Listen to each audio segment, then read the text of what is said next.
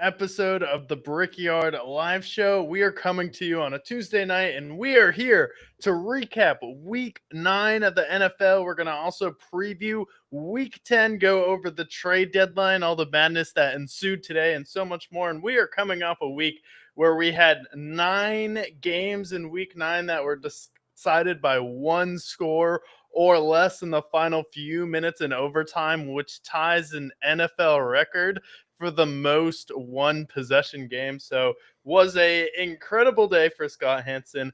Incredible day if you are also a red zone watcher. Just seeing all of these games go down at the same time, all of these wild finishes. Sometimes it felt like you were watching two slow train wrecks go at it, but what an incredible week of football this week. We also saw a record. Shout out Cam Little for hitting a 68-yard field goal. Absolute leg on Cam Little. Absolute boot. Believe it or not, that Jags and Raiders game was really good. Brock Bowers came alive. We saw Geno Smith played good football. But what a game there. I'm excited to break that down. One of the rare good 4 o'clock slates. Yeah, one of the rare good 4 o'clock slates, but we also need to get the best and worst teams out of the way coming out of week 9, heading into week 10. So take us through the 5 worst teams according to the Brickyard coming out of week 9 and heading into week 10 as we race towards the playoffs now. All right, so let's talk about who's graduated. The Browns did successfully get a win against the bye week. They have graduated from this list this week. The Jets, also on the bye week, they have graduated, and they got 1 million picks in the trade deadline. They have graduated. They are exonerated from this list. I'm also going to remove the Saints because it's mean. I'm not a mean guy. Honorable mention, this goes to the Colts. Turning back the clocks, just like we did on Sunday, so did the Colts. Back to Daniel Jones's old ways. 6 total turnovers, 5 by none other than Danny Nichols himself. 5 turnovers, 3 picks, 2 turnovers. Honorable mention to the Colts. You are still 7-2, so you're not the worst of the worst, but you deserve to be shouted out.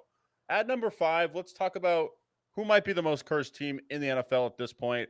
Jaden Daniels goes down. The Commanders. Eerie representation. Eerie similarities between him and the RG3 injury. Are we seeing history repeat itself as it does often, as we cover frequently on the show? Commanders get absolutely blown out by the Seahawks. Their season is dead. Down goes the Commanders, who just recently made the NFC title game, but we don't suspect them to get back there anytime soon. They are number 5. At number 4, one of the most confusing yet fun teams to watch in the NFL, but their defense cannot stop a nosebleed. Of course, I'm going to talk about the Dallas Cowboys. What did you do to start the season? You traded Micah Parsons because you didn't want to pay an edge rusher top money. And then at the trade deadline, what did you do? You traded for an edge rusher to pay top money for this guy, Quinnen Williams. What are you doing? You get blown out, basically embarrassed by the Cardinals. I know the game looks fairly close on the box score, but the Cardinals own them throughout this game. Their defense has been abysmal all season, the worst defense. Therefore, they are number 4. Fun to watch, but when their offense can't operate, they are one of the worst teams in the league. At number 3, this team, it just feels mean to make fun of them. I'm going to clump the Saints and the Titans together, but fixate on the Titans. This is the 15th consecutive game where the other team has scored more touchdowns than them. 15 consecutive games, matching an NFL record set by the 1927 Dayton Triangles. That's right. 1927 Dayton Triangles. Look them up. Not a very good team. Nor are the Titans, which is why they're number 3. Third worst team according to the Brickyard. At number 2, I don't have just a team. I really just have one side of the ball. Give me the Bengals defense, because now their offense, which was early on in the season, very bad. Now their offense, very good. Jamar Chase, T. Higgins, all getting involved. Chase Brown has woken up. Joe Flacco reignited the spark on that offense. But their defense has allowed 30-plus points in 3 consecutive games. They gave up 39 points to the Jets last week to get their first win. And now against the Bears, which offense has looked fairly clunky throughout this season, they gave up a late score with just a minute left. You really just needed to get 1 or 2 stops, and that's the game, and you couldn't get it done. Absolutely disgraceful for the Bengals. They should be sitting in the playoff mix in that division, and they have fumbled it. But none is worse than the most pathetic team in the NFL. the worst team according to the Brickyard, who has essentially stapled to the worst top 5 indefinitely, the Miami Dolphins. Thursday night performance, another awful performance from Tua Tagovailoa, who now leads the league in interceptions. They fire their GM because for some reason he was the guy apparently calling a fade route for Devon Achane against Jalen Ramsey. Make it make sense. The offense is abysmal. Tua is not the answer. You still owe 3 years of Tua's contract in which you're completely locked into. What an absolute train wreck the Dolphins have been all season. The most disappointing, the most pathetic, and that is why they are the worst team according to the Brickyard.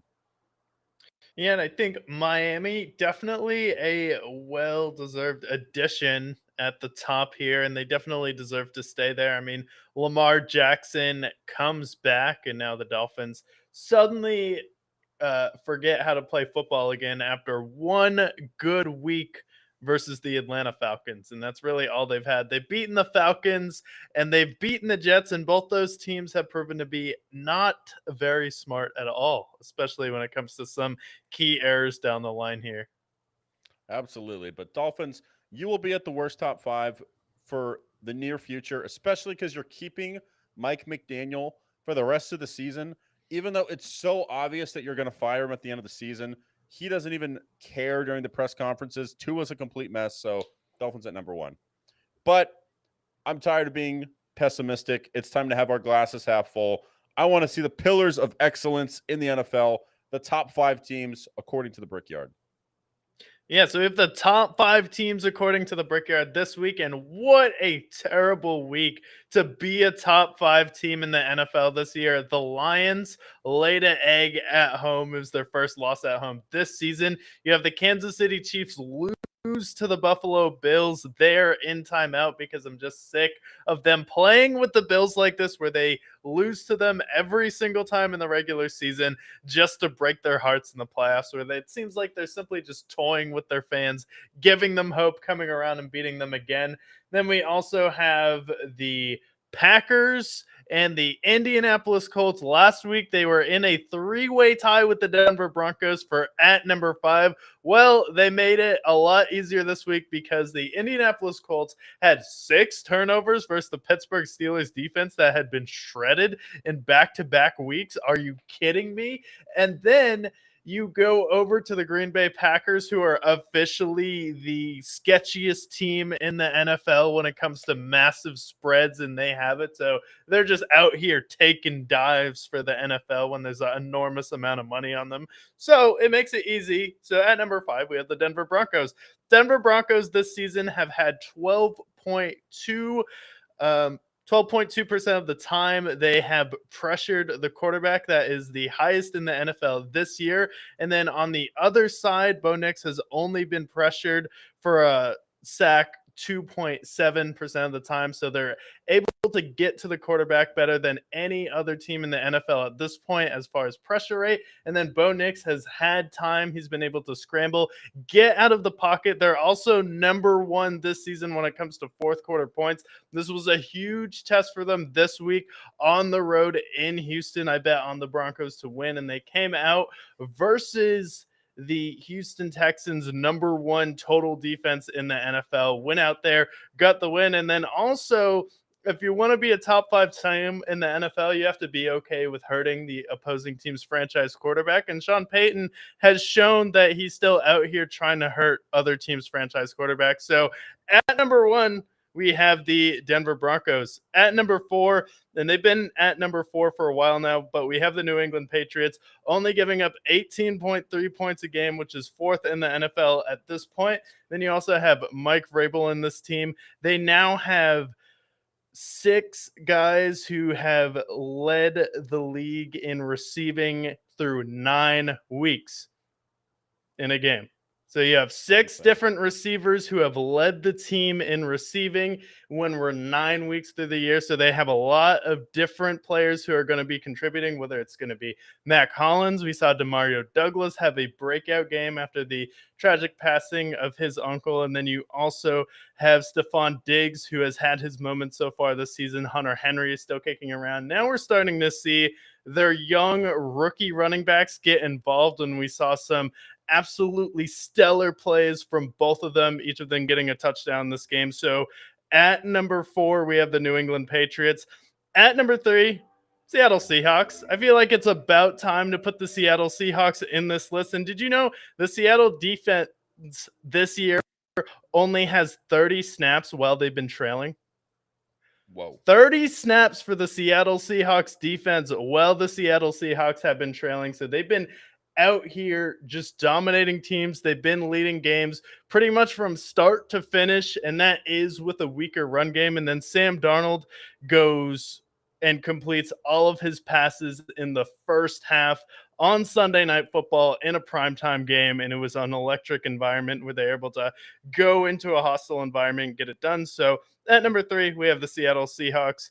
At number 2, we have the Los Angeles Rams. Their defense right now is 3rd in the NFL as far as points against, only giving up 16.7 points a game. And then as far as passing, they're averaging 9 passing yards per game. So Rams this season, I mean, they came out, dominated the Saints. They had one of the few blowouts in the NFL, and they're quietly just hanging out with only 2 losses, and they have one of the best records in the NFC now that the Packers dropped another game. They're right up there with the Philadelphia Eagles, and when those 2 teams played last time, it was an incredible game both in the regular season and in the playoffs. And this is going to be a tough race for it in the NFC West and in the AFC West, but Rams coming up, showing out, and don't sleep on Sean McVay. He's quietly still one of the best coaches in the league, and no one is really talking about the Rams either, which is interesting.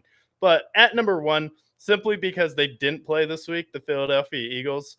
I mean, we saw the Lions lose. We saw the Chiefs lose this week. And then we saw the Packers fall. We saw the Indianapolis Colts fall. So simply because I didn't see them lose and I don't have a bad taste in my mouth, I'm just going to leave the Philadelphia Eagles stapled at number 1. Jalen Hurts, 76% passing on 8.7 yards per attempt this year. He's been efficient. He's pushing the ball down the field. He has one of the best deep balls in the NFL this year. And then we have Saquon Barkley, who's just starting to come alive here. So they won the Super Bowl last year. They're still the prohibited favorites, and they didn't disappoint me like every other top contender did this week. So we're leaving Philadelphia at number 1, replacing the Chiefs. We love it. Eagles remain. I like the addition of the Seahawks. The Seahawks have quietly been one of the best teams in the league. They got a 3-game winning streak. They lead that division. They played a perfect game against the Commanders. Sam Darnold, we thought that the Vikings was going to be a one-year wonder for him. He's on track to have 4,400 yards and 35 touchdowns. Played excellent. JSN has ascended. So I like the Seahawks there. And then the Broncos quietly have won 6 consecutive games as well. Patriots as well. So great list. Top 5 according to the Brickyard. Leave your comments below who you think belongs on this list. Yeah, and like staying on Sam Darnold too, he had 16 passes in the first half for 282 yards and 4 touchdowns. Finished the game with 325 yards, 4 TDs, fewer incompletions, and 0 sacks, joining only Johnny Unitas from 1967 in the Super Bowl era to do so. Damn. Okay, Sam. Sam dangerous. Yeah, I mean, literally. I mean, at this point, I think he's proven. Obviously, Baker can be clumped in there as well. I mean, he had the Jets and the Panthers, who obviously didn't showcase his talents. Then he goes to Minnesota and Seattle, a team that knows how to operate with their quarterbacks. And now we're seeing Sam Dangerous be amazing. He's 7th in passing. He's got 16 touchdowns, 5 picks. He's 2nd in QBR on the season. He's played outstanding. So time to give Sam Darnold his flowers, rightfully so. Yeah, and too with him, like his best receiver both in Carolina and in New York was Robbie Anderson, or now Chosen Anderson Jr. And then when he goes to Minnesota, okay, sure, he lost in the first round versus the Rams, but at the same time, it's not like it is necessarily a Sam Darnold thing when we saw Kirk Cousins lose to Daniel Jones and the Giants at this point. And then also with how good Seattle's defense is looking, that's really been the scary part for them because they've been creating a lot of opportunities for the offense. And you want to talk about Mike Vrabel in the Coach of the Year conversation, but if they're able to somehow win this division. Think a first-year head coach leading the Seattle Seahawks with Sam Darnold after you get rid of DK Metcalf and go all in on Jackson Smith and Jigba, and then he seemingly re-energizes that entire franchise. Like, I mean, I would be comfortable putting him in that conversation. Oh, 100%. And I didn't believe in JSN to be the guy that he's become, but he's been incredible for him.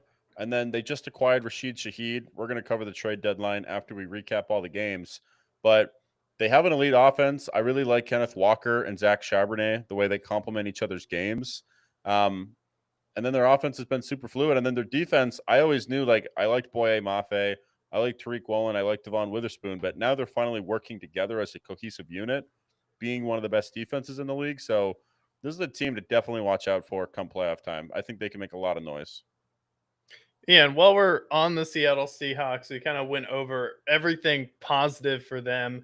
And they come out here and they have this massive game on Sunday Night Football where it was really kind of them just showing everyone, the NFL, putting them on notice like, hey, we're going to come out here and drop 28 points in the first half versus the poor Commanders.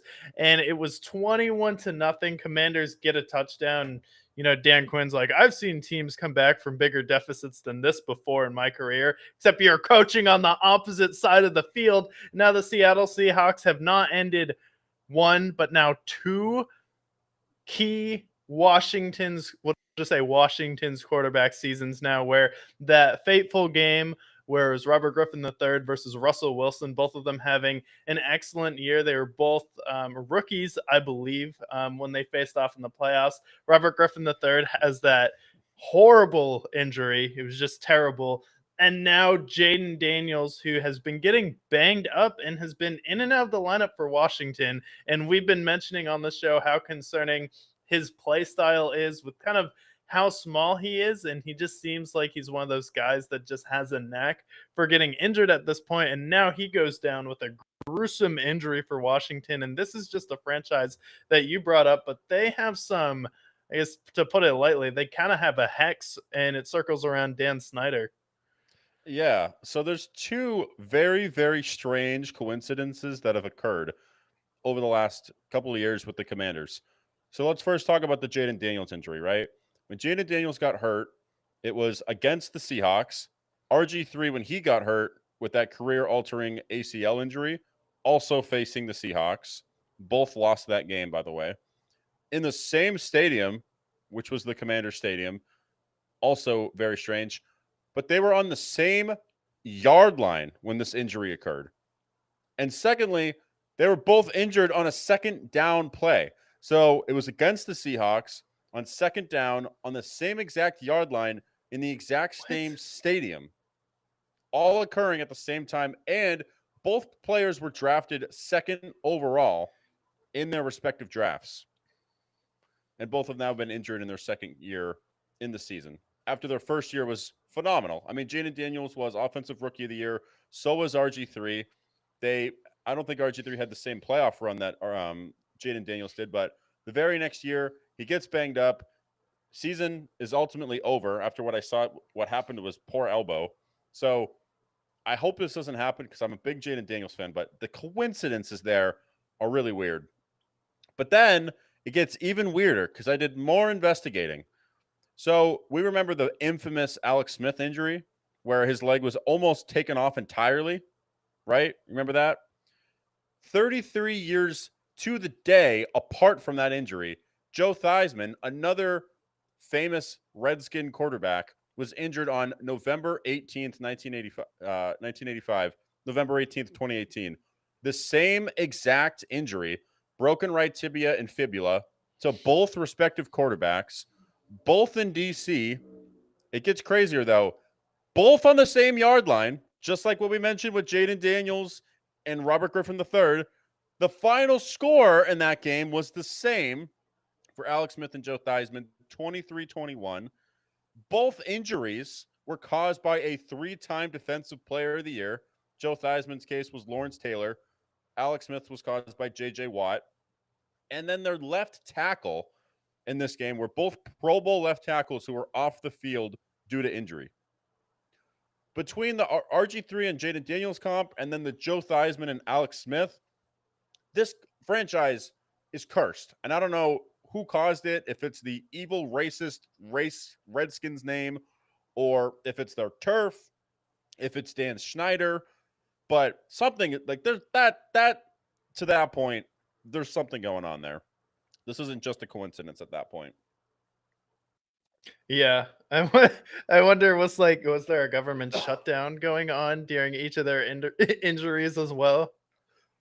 I mean, there's got to be something going on, but both guys basically had their career ruined at that point.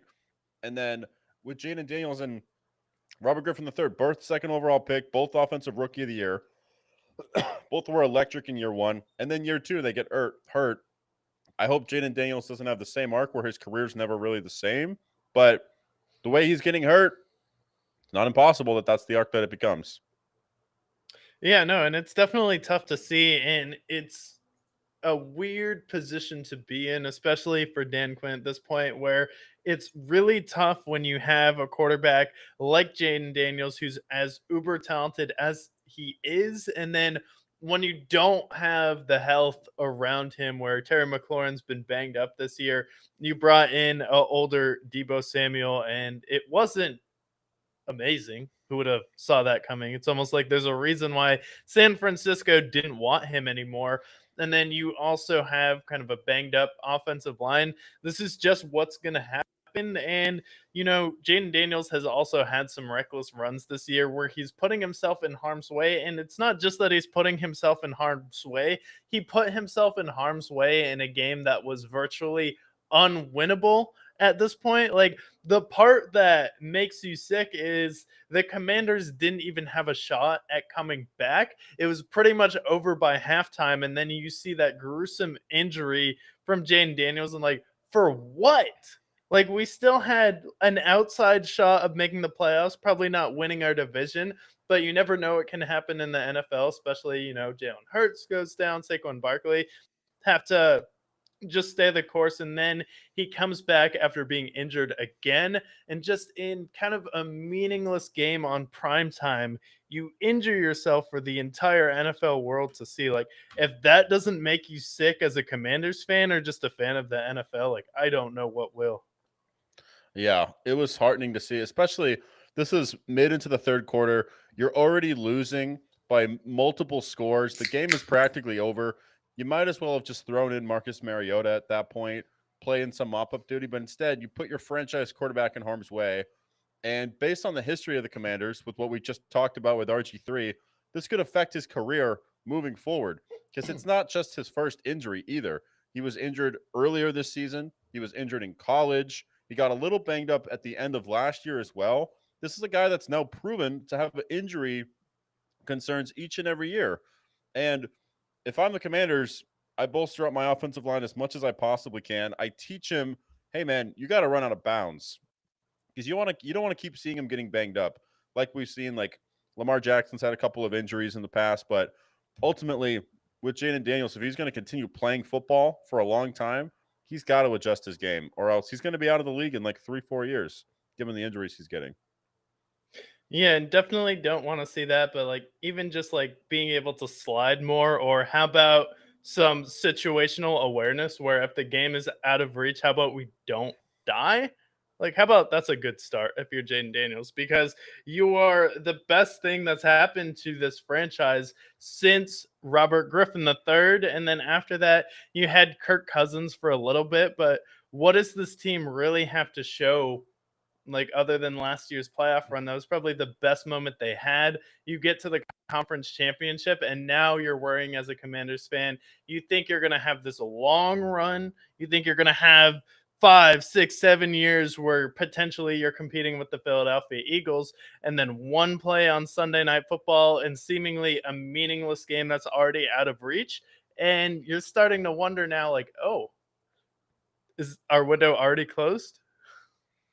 I would say right now, yes. At least, I mean, this season, absolutely. But is he going to come back the same player? That's the question you got to ask, especially with these eerily similar comparisons to RG3. All the things that I talked about. is he going to be the same player when he comes back? Is he going to be more gun shy when it comes to taking hits at this point? Like, we saw how it affected RG3. He wasn't nearly as mobile. Granted, his injury was an ACL injury, but same thing. Like, this affected his career moving forward permanently. And I'd hate to see that with Jaden Daniels, but it's not impossible that that's the arc that it happens.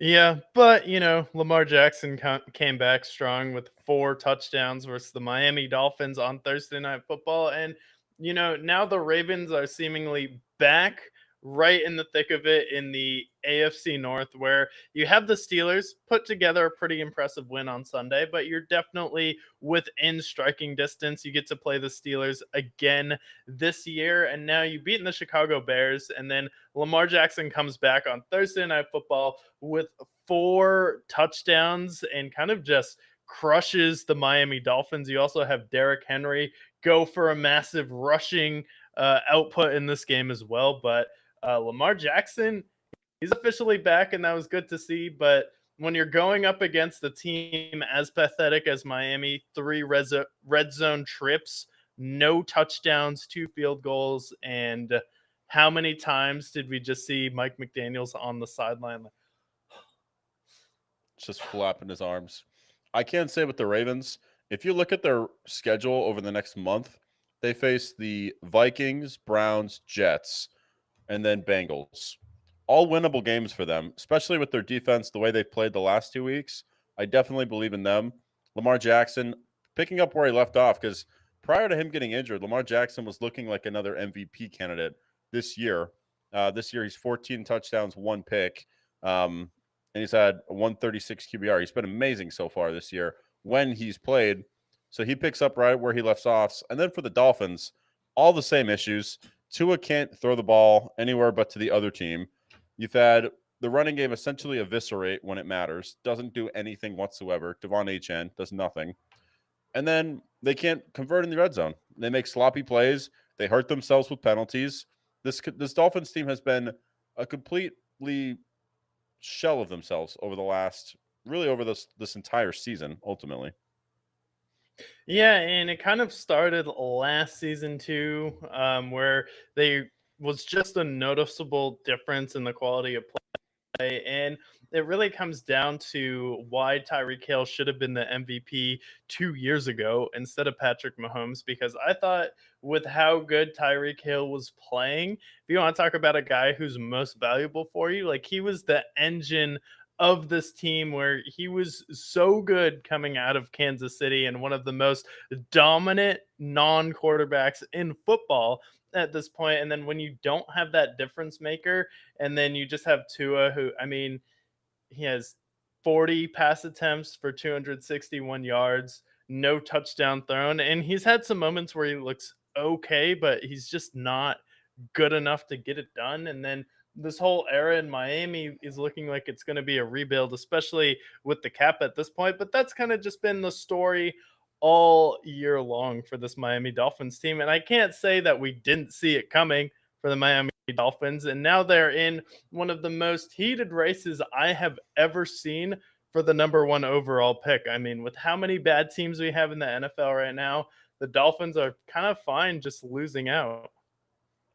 Yeah, and their schedule is brutal moving forward. They face the Bills this upcoming week. They should lose there. And then it starts to ease up. They got Commanders and then Saints, Jets. But they end the season with Steelers, Bengals, Bucks, Patriots. They're not winning any of those games. So unless if they beat the Jets or Saints, I don't see them winning any other game moving forward. And then it gets to the question, like, we already know what Tua is at this point. He's obviously not the answer. They're going to either cut him or trade him later on this year. Do you try your hand at Quinn Ewers? See what Quinn Ewers has? Maybe you see what Zach Wilson can do. Because right now, Tua's leading the league in interceptions. He's on track to have 22 interceptions by the end of the season at this point. He's hurt the team with some of his playmaking. And then at the end of this year, you have to think about, are you going to keep Tyreek Hill?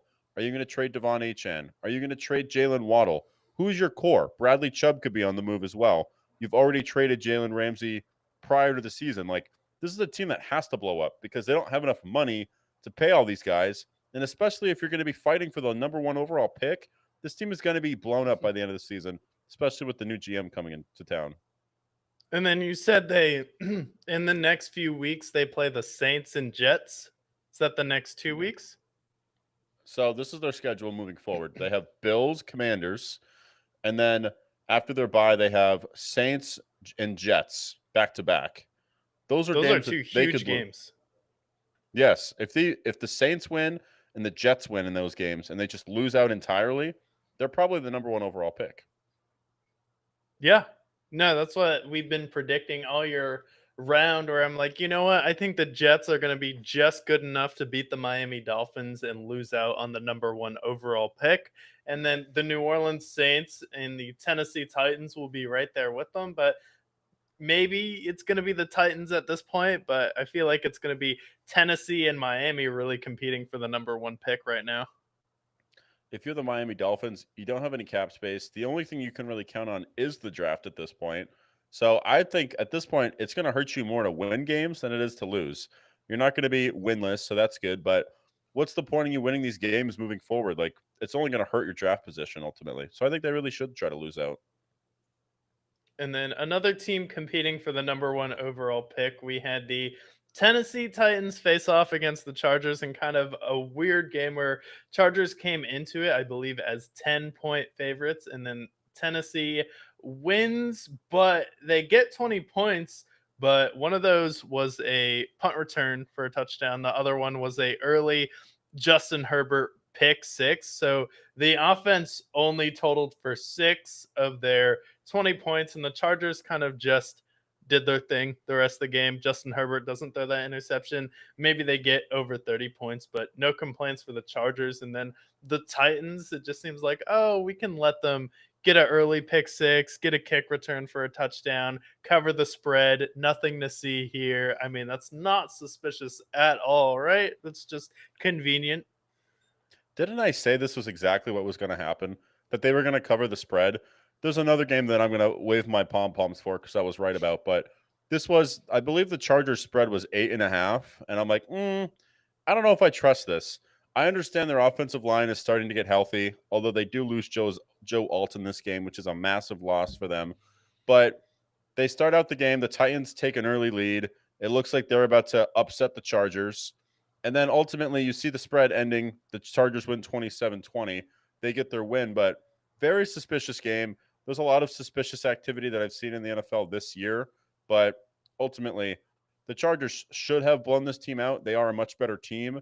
Um, the Titans offense didn't do anything. Cam Ward had 118 passing yards in the running game, not over 100 yards. Like, this was not a good offensive performance for the Titans. And it being the closest it was, a lot of red flags there.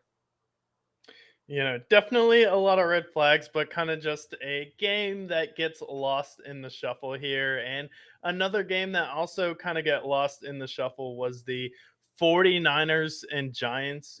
Good old Brian Dayball telling Jackson Dart, hey, why don't you try another hitch route? And, hopefully you don't die, but we'll see. We'll figure it Yeah. out. Yeah. This is a really sad game to watch for me because I was a big fan of what the Giants were building. Cam Scatterbu goes down, Malik Neighbors goes down, and now it just feels like at this point they're not going to be able to muster up a lot more wins. Jackson Dart, I mean, he played well in this game, no interceptions, and then running game gets going a little bit. Jackson Dart had some big runs in this game, but ultimately the Niners were just the better team. Mac Jones was surgical in this game. Christian McCaffrey had a big game, so ultimately, it's just sad to see for the Giants because I do believe that next year they're going to be very good. But with the gauntlet that they have moving forward, I just think it's a lost season, sadly. Yeah, at one point Mac Jones was perfect. I believe in the first half, and then they had to give him a bloody nose to calm him down in this game. But we've seen Mac Jones really excel this season, and it's good to see. Just another quarterback, and we're starting to see a lot of these quarterbacks just come out in a different situation and then really play well. And kind of comes to what Tom Brady was talking about early on, where he's like, most of these quarterbacks don't really have time to learn the game. every franchise wants to learn now. So they're putting guys in situations where you're kind of setting people up to fail. I mean, he didn't have the best situation in New England. You look at like Sam Darnold, Geno Smith when they were with the Giants. You look at Baker Mayfield when he was with the Carolina Panthers. I mean, for God's sakes, he gave the Cleveland Browns their first playoff win in the modern era. And then we're getting ready to ship him off. And then we're starting to see other players around the league now just start to flourish in their second situation where they're just growing up and maturing a little bit. You see Bo Nix, who came into the NFL practically as a Hall of Fame veteran. Yeah. Yeah, it's interesting to see because I feel like what we're going to start to see moving forward with the successes of Sam Darnold and Baker Mayfield. I would also even shout out Bryce Young as well. He was very bad when Matt Rule was in town, but now that they have Dave Canales, although he hasn't been perfect, he has been a much better quarterback in the process. But what it's telling you is that it's not the quarterback that's usually at fault. If you have the right coaching staff around them, they are going to be better, which is why I feel like you shouldn't give up on Cam Ward quite yet, which is why you're starting to even see it with Caleb Williams, with Ben Johnson. He's starting to piece things together. It's more or less probably the coaching that's causing this quarterback to be as bad as they are. So I think what we're going to see now is we're more likely to see coaches be fired after 1 year and keeping the quarterback probably until year 4 at least, where in the past I feel like we would give up on the quarterback a lot sooner. Yeah, and I think you'll start to see teams like, well, if we're going to draft this guy, it really just comes down to, I think it's more of a matter of money with how much is someone like a Sam Darnold or Baker Mayfield going to command, and would they rather go to a different situation for the same amount of money, but they don't feel slighted by like kind of being lowballed by that team. So I think that's really going to be the interesting area to see how that plays out. Um, but speaking of, I guess, second year quarterbacks, and they'd be one of the dumbest, most frustrating teams in the league, the Falcons and Patriots.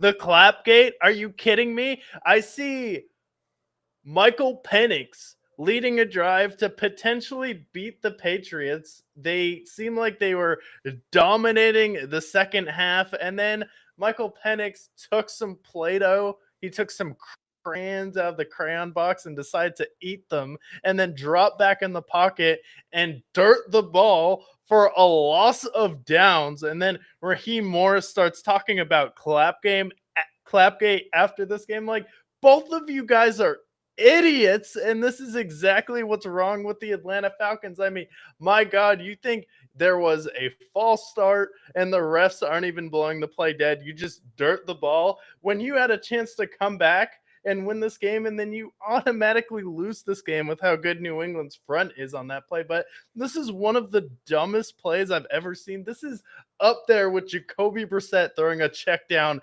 in the end zone for a safety. I mean, you want to figure out what's wrong with the Atlanta Falcons? I think you purely got outcoached in this game because you have a massive game from Drake London. Michael Pennix, he has 3 touchdowns. He averaged 10 yards per attempt, but it's just small, little dumb plays like this that come around. You're like, why didn't the Falcons make the playoffs with all the potential, all the firepower? Bijan Robinson saying that we're going to have the best offense in the league this year. Like, no, you guys are too busy eating crayons to actually win games.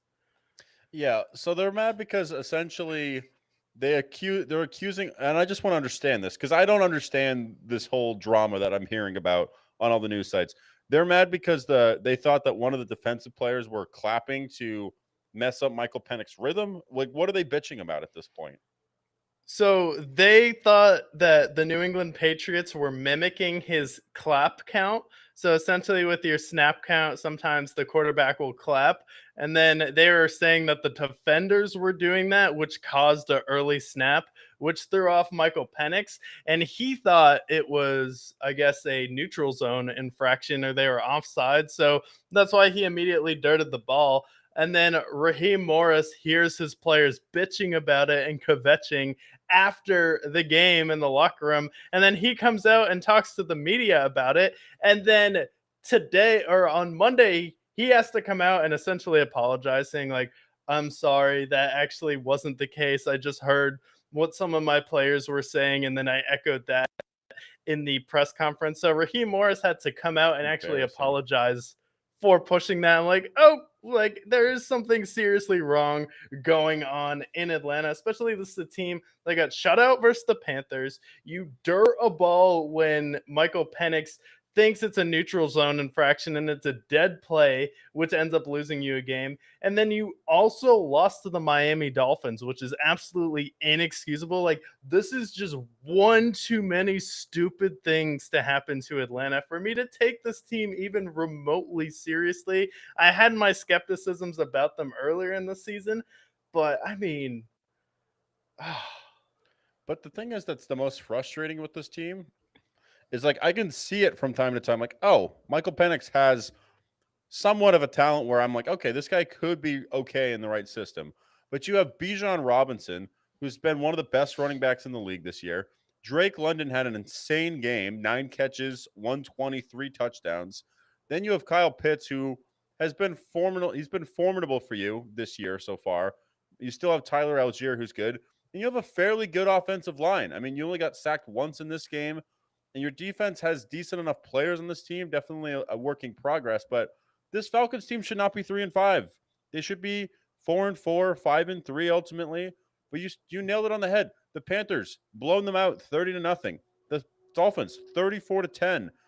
Where do they go half of these games? Because I don't understand. Like, this is the hardest game to protect. On one hand, you beat the Bills and you beat Jaden Daniels and the Commanders back before he was hurt. But on the other hand, you're getting blown out by the Panthers and Dolphins. Who is this team? At this point, especially after what we saw with the press conference, maybe it's the coach that maybe we can point to and say, maybe this isn't the guy because something's not clicking for this Falcons team. And then for them to miss the field goal, the extra point, for them to tie the game, that to me just has to do with the voodoo of Patriots, Falcons. Any of these matchups always cursed, especially on the Falcons side. So what an absolute train wreck. yeah, no, it's a curse on the Falcons side. And then this is also a team, another thing that's frustrating coming into this game, they had the number one pass defense in the NFL with all of those glaring issues. Like, this team should be leading their division right now, but they're 3-5, and Tampa Bay is just sitting there at 6-2 just because they're just a smarter, more balanced, and well coached football team at this point. But you look at both of these rosters and injuries, what both teams have had to overcome. Like, the Falcons should be the team sitting there at 6-2. You should have beaten Miami. You should have gone out there, handled business against the Carolina Panthers, and then also handled business against the New England Patriots in this game. And this is coming from someone who's kind of been helping drive the Drake May and New England Patriots bandwagon this year, but you should be the team sitting up here at 6-2. Like, I just named three losses that should not be there and aren't acceptable at all. And then you can't do anything versus the San Francisco 49ers. And this has been a horrible primetime team as well. Yeah, it's a complete nightmare. That 49ers defense is completely eviscerated. So, complete disgrace from the Falcons. And I don't trust them at any point at this point. So, I think everything we said about the Falcons, I agree with here. Another team that I'm starting not to trust either. How about Panthers and Packers? Did I not predict this game? I mean, maybe I didn't predict the Panthers to win this game because I'm like, oh, well, the Packers are significantly better. They should win this game. But then I remembered that all the money was on the Packers in this game. I, rightfully so, bet on the Panthers spread because I know how the Packers, throughout this entire season, has played down to their competition. Outside of the Lions game in week 1, they played down to their competition against the Commanders. They lost to the Browns. I don't even know how that happened. And then the Cowboys come to town. They have the best defense to that point. And they give up 40 points to them and tie. And then the Bengals come alive. The Cardinals game is way too close from a comfort. The Steelers game, sure, they handled business there. But then you lose to the Panthers at this point. 16-13. The offense looks completely lackadaisical. Jordan Love, a bit of an enigma for me. I love him as a quarterback. I think he's top 10. But then he has these games where everything looks hard. But the Packers, for me, I'm starting to think like, was this Packers team overhyped to enter the season? I understand they have talented players on both sides, but why do they keep playing down to their competition? And are they as legitimately a Super Bowl contender as everyone has anointed them to be? Because I'm starting to have my concerns there. I'm starting not to believe that. Yeah, and that's definitely understandable. I think for this Packers team, it's entirely plausible that they're going out there and taking a dive for Vegas, especially since you look at their record and they're 5-2-1 right now, and they're still leading their division above the Detroit Lions. So, in a game where you're a massive favorite versus the Carolina Panthers, and now it's a back to back week where you're a massive favorite versus the Cleveland Browns, and those are both of your losses, like I can understand as well giving up that many points, especially to the Dallas Cowboys with how on fire Dak Prescott and George Pickens were at that point. But for me, like I just need to see how this team matches up with Detroit on Thanksgiving because that's really going to be the test for this because Matt LaFleur teams typically turn it on after Thanksgiving, and that's when we see Jordan Love play his best football is in December. So as long as that keeps tracking, I'm still hanging on the hope with the Carolina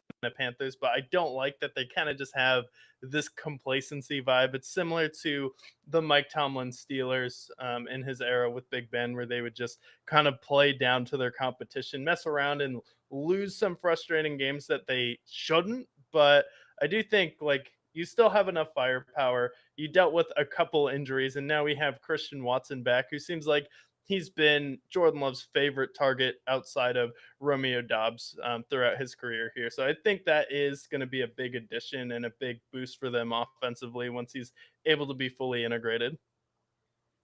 Yeah. And you know what? I do also want to shout out the Panthers because this Rico Dowdle Linsanity run that we're seeing at this point, this man is now third in rushing yards at this point. He had another huge game against the Packers, had 130, 2 touchdowns in this game. They're completely leaning on him each and every game, and he's been exceptional for them. This is a guy that the Cowboys didn't want to bring back, didn't believe in him, and now he's showing like, okay, he had 1,000 yards rushing last year. He's looking to well surpass that at this point. He's averaging almost 6 yards a carry. Like, shout out Rico Doidle and shout out the Panthers, who now have a winning record. I kind of felt that the Panthers were one of those young, exciting teams that could potentially make some noise and compete for a wild card spot. And then next week they face the Saints. They have the Saints twice again on their schedule. This is a Falcons or Panthers team that I don't think they win their division. I don't even think they make the playoffs, but the way that they've won some of these tough games, they also beat the Cowboys earlier this year. This is a fun team, and I kind of want to wave my pom poms here and say, was I right about the Panthers a little bit? I had them going, I believe, 8-9, if I'm not mistaken. Yeah, the 8-9, 9-8, right in that range. But I think that was a good spot to put the Carolina Panthers. And shout out to Dave Canales for just knowing his team in this situation where you'll see someone like Chip Kelly make Geno Smith pass it 50 times. We see Tua passing it over 40 times at points, but Bryce Young only threw it 20 times in this game, and he went for an average of 9 yards per attempt. So that's pretty big for Bryce Young there. And then just the audacity last week of this Carolina Panthers team to go out there and think it would be a good idea to make Chuba Hubbard the number one option. You saw their offense kind of struggle last week, and then Dave Canales immediately said, "Nope, we're going full throttle with Rico Dowdle now." And you go give him 25 carries, and now he had 130 rushing yards, 5 per attempt, and then 2 touchdowns. So kind of just Dave Canales like, all right, front office wants me to put Chuba Hubbard out there. Okay, see, we're not as good with him, not as good with Andy Dalton. And then Bryce Young, maybe he's not the best quarterback in this league, but his teammates have seen him be the worst quarterback in the NFL. And now they're seeing him at least try and they're winning games with him. So there is some real camaraderie with this team. And I like what Dave Canales has done because it still doesn't seem like one of the most talented teams in the NFL, but they do play hard every Sunday. They do. And I mean, we shout out this win. Obviously, they played great defensively. Rico Dowdle has been a home run addition for them in the free agency. They hit on Tedero McMillan as well. He's been a beast for them all season. And as long as Bryce Young can limit the mistakes, which I feel like he's done for the most part this year, that's why we're seeing the Panthers win games. But they've been a fun watch, and they're definitely a likable team. Whether they're a playoff team yet, they still have a lot to prove for me, but this was a big win for them. So shout out to them. I don't want to understate them, despite my Packers frustrations. But as we transition, we talked about it a little bit earlier. We'll stay in division, but Lions and Vikings come to town. You left them off of the of the best top five list, but Vikings.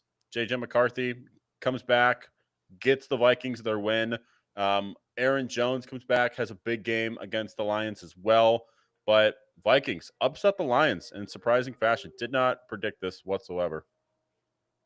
Yeah, and the Lions had beaten the Vikings, I believe, 5 straight times coming into this game, where it seemed like they were starting to own the Vikings' lunch a little bit. But JJ McCarthy comes in this game, and while he didn't have the most gaudy numbers, he did look like he actually gave this team a charge. And Carson Wentz was going through a lot. He's having season-ending surgery right now. As far as a backup, his shoulder was pretty messed up, but it seems like the Minnesota Vikings have been able to shake off some of that jet lag. And you had players like Aaron Jones, who are a little bit banged up, who is a leader. And he's just a stable option when it comes to someone who can catch out of the backfield as well. He adds another receiver when you already have a lot of talent there. And then he goes out there, finds TJ Hawkinson, who I feel like we haven't seen too much of this season, but he's able to get him into the end zone. And then Justin Jefferson had 9 targets in this game. So at least he's targeting him a little bit more. Jordan Addison having an okay game, but overall it seemed like JJ McCarthy did give them a solid boost, and he looked a little bit better than he did in that Bears game. And this Vikings defense is really kind of the story where it just seemed like this team was kind of refreshed, a little bit energized after kind of a weird schedule for them where they stayed overseas for 2 weeks. That's a little bit tough to overcome. And now the division, especially with what the Bears did this week, is getting very interesting, where we're going to have both, I feel like, North divisions kind of just coming down to the wire along with the West. So there's a lot of parity in the NFL this year. Yeah, and I think the Vikings are still very much in the playoff mix. We'll talk about the Bears game next because they had a huge win against the Bengals. But Vikings, shout out to their defense. Shout out to Aaron Jones. Big game in this one. And the Lions, I just felt like they had a lot of missed opportunities that resulted in them losing. But I do believe they'll bounce back and they'll still be at the thick of it come playoff time. But this is a tough loss for the Lions, a game that they had within grasp. Yeah, it's a tough loss for the Lions, but when you're like a team in the NFL, like the Lions, you get everyone's best shot. And this was JJ McCarthy's first game back, and you really don't know what to expect from him. So it's one of those, you go back, look at the tape, and then you'll be better for it for the Detroit Lions. And then you're able to give Dan Campbell a little bit more motivation for this team. But for the Lions, really, the game that should be circled on their calendar is going to be on Thanksgiving versus the Green Bay Packers, because that is probably going to determine the fate of this division going forward, because that's probably whoever wins that game is probably going to win the division. Yeah, I would agree. But in that mix as well as the Bears. Bears get a last second win in an absolute shootout. Great game. Bears and Bengals. Caleb Williams had 280, 3 touchdowns. Joe Flacco, nearly 500 yards, 470, 4 touchdowns, 2 picks. Classic Joe Flacco stat line. And then offensively, both teams just kind of got whatever they wanted in this game. Big game for T. Higgins, big game for Jamar Chase, and Chase Brown came alive in the passing game as well. But the highlight of this game and what everyone's talking about is the Bengals had this game in grasp. They scored with the last second, 54 seconds remaining, and then their defense couldn't stop the Bears. The Bears get a last second score with 17 seconds left. Jamar Chase, Chase Brown, all very frustrated. Actually, Chase Brown, the following day, went through practice with the defensive lineman to teach them how to tackle because clearly they didn't know how to. So thought that was interesting. But Bears sneak out a win against the Bengals. Yeah, they sneak out a win against the Bengals. Now, Caleb Williams is the first player in NFL history to pass for over 275 yards, rush for over 50 yards, and have over 20 yards receiving in an NFL game. So, shout out to Caleb Williams for having one of the craziest stat lines. And, he did something for the very first time. So that's definitely worth shouting out. He also averaged 14 yards per attempt. And then you also had the kind of breakout star in this game. And our main concern for the Chicago Bears has been what happens when D Swift turns into D Swift. And right on cue, D Swift wasn't able to go for this game. D Swift was banged up, but we do have Monagay or Monagay in this game go for 26 rushing attempts and 176 rushing yards, 6 yards a carry in this game. And I don't know if it was just the Cincinnati Bengals not being able to tackle, or it was the Chicago Bears actually finding a legitimate backup running back for D Swift. And then also Carter Loveland with a massive game. He heard us talking about Tucker Kraft last week, and then he goes for 6 catches, 118 yards, 2 touchdowns, in the game winning touchdown. And the Bengals will just never forget that picture of him going to catch the ball, and there's 3 defenders closing it around him. Did you see that picture where it's Carter Loveland going up to get the ball, and then you see 3 Bengals around him, and you say, oh yeah, he ended up scoring on this play. And then he's turned out to be an absolute monster and a huge pickup in the draft. Yeah, 10th overall pick. I think he's just starting to get going a little bit. We've had Cole Kmet that's been banged up, but for him, he got targeted 7 times. He caught 6 of them. He had that massive touchdown, but he kind of was the main focal point of the offense at this point in this game. DJ Moore getting going a little bit. I know Roma Dunze wasn't really anywhere to be found, but if Colston Loveland could be as good as what Cole Kmet was a few years back, if not better, then this Bears offense opens up that much more. We already know how Ben Johnson felt about Sam Laporta and Brock Wright. If you can do the same thing with Cole Kmet and Colston Loveland, then this offense is going to be explosive, just like what we saw on Sunday. Great game for the Bears, and overall big win for Caleb Williams.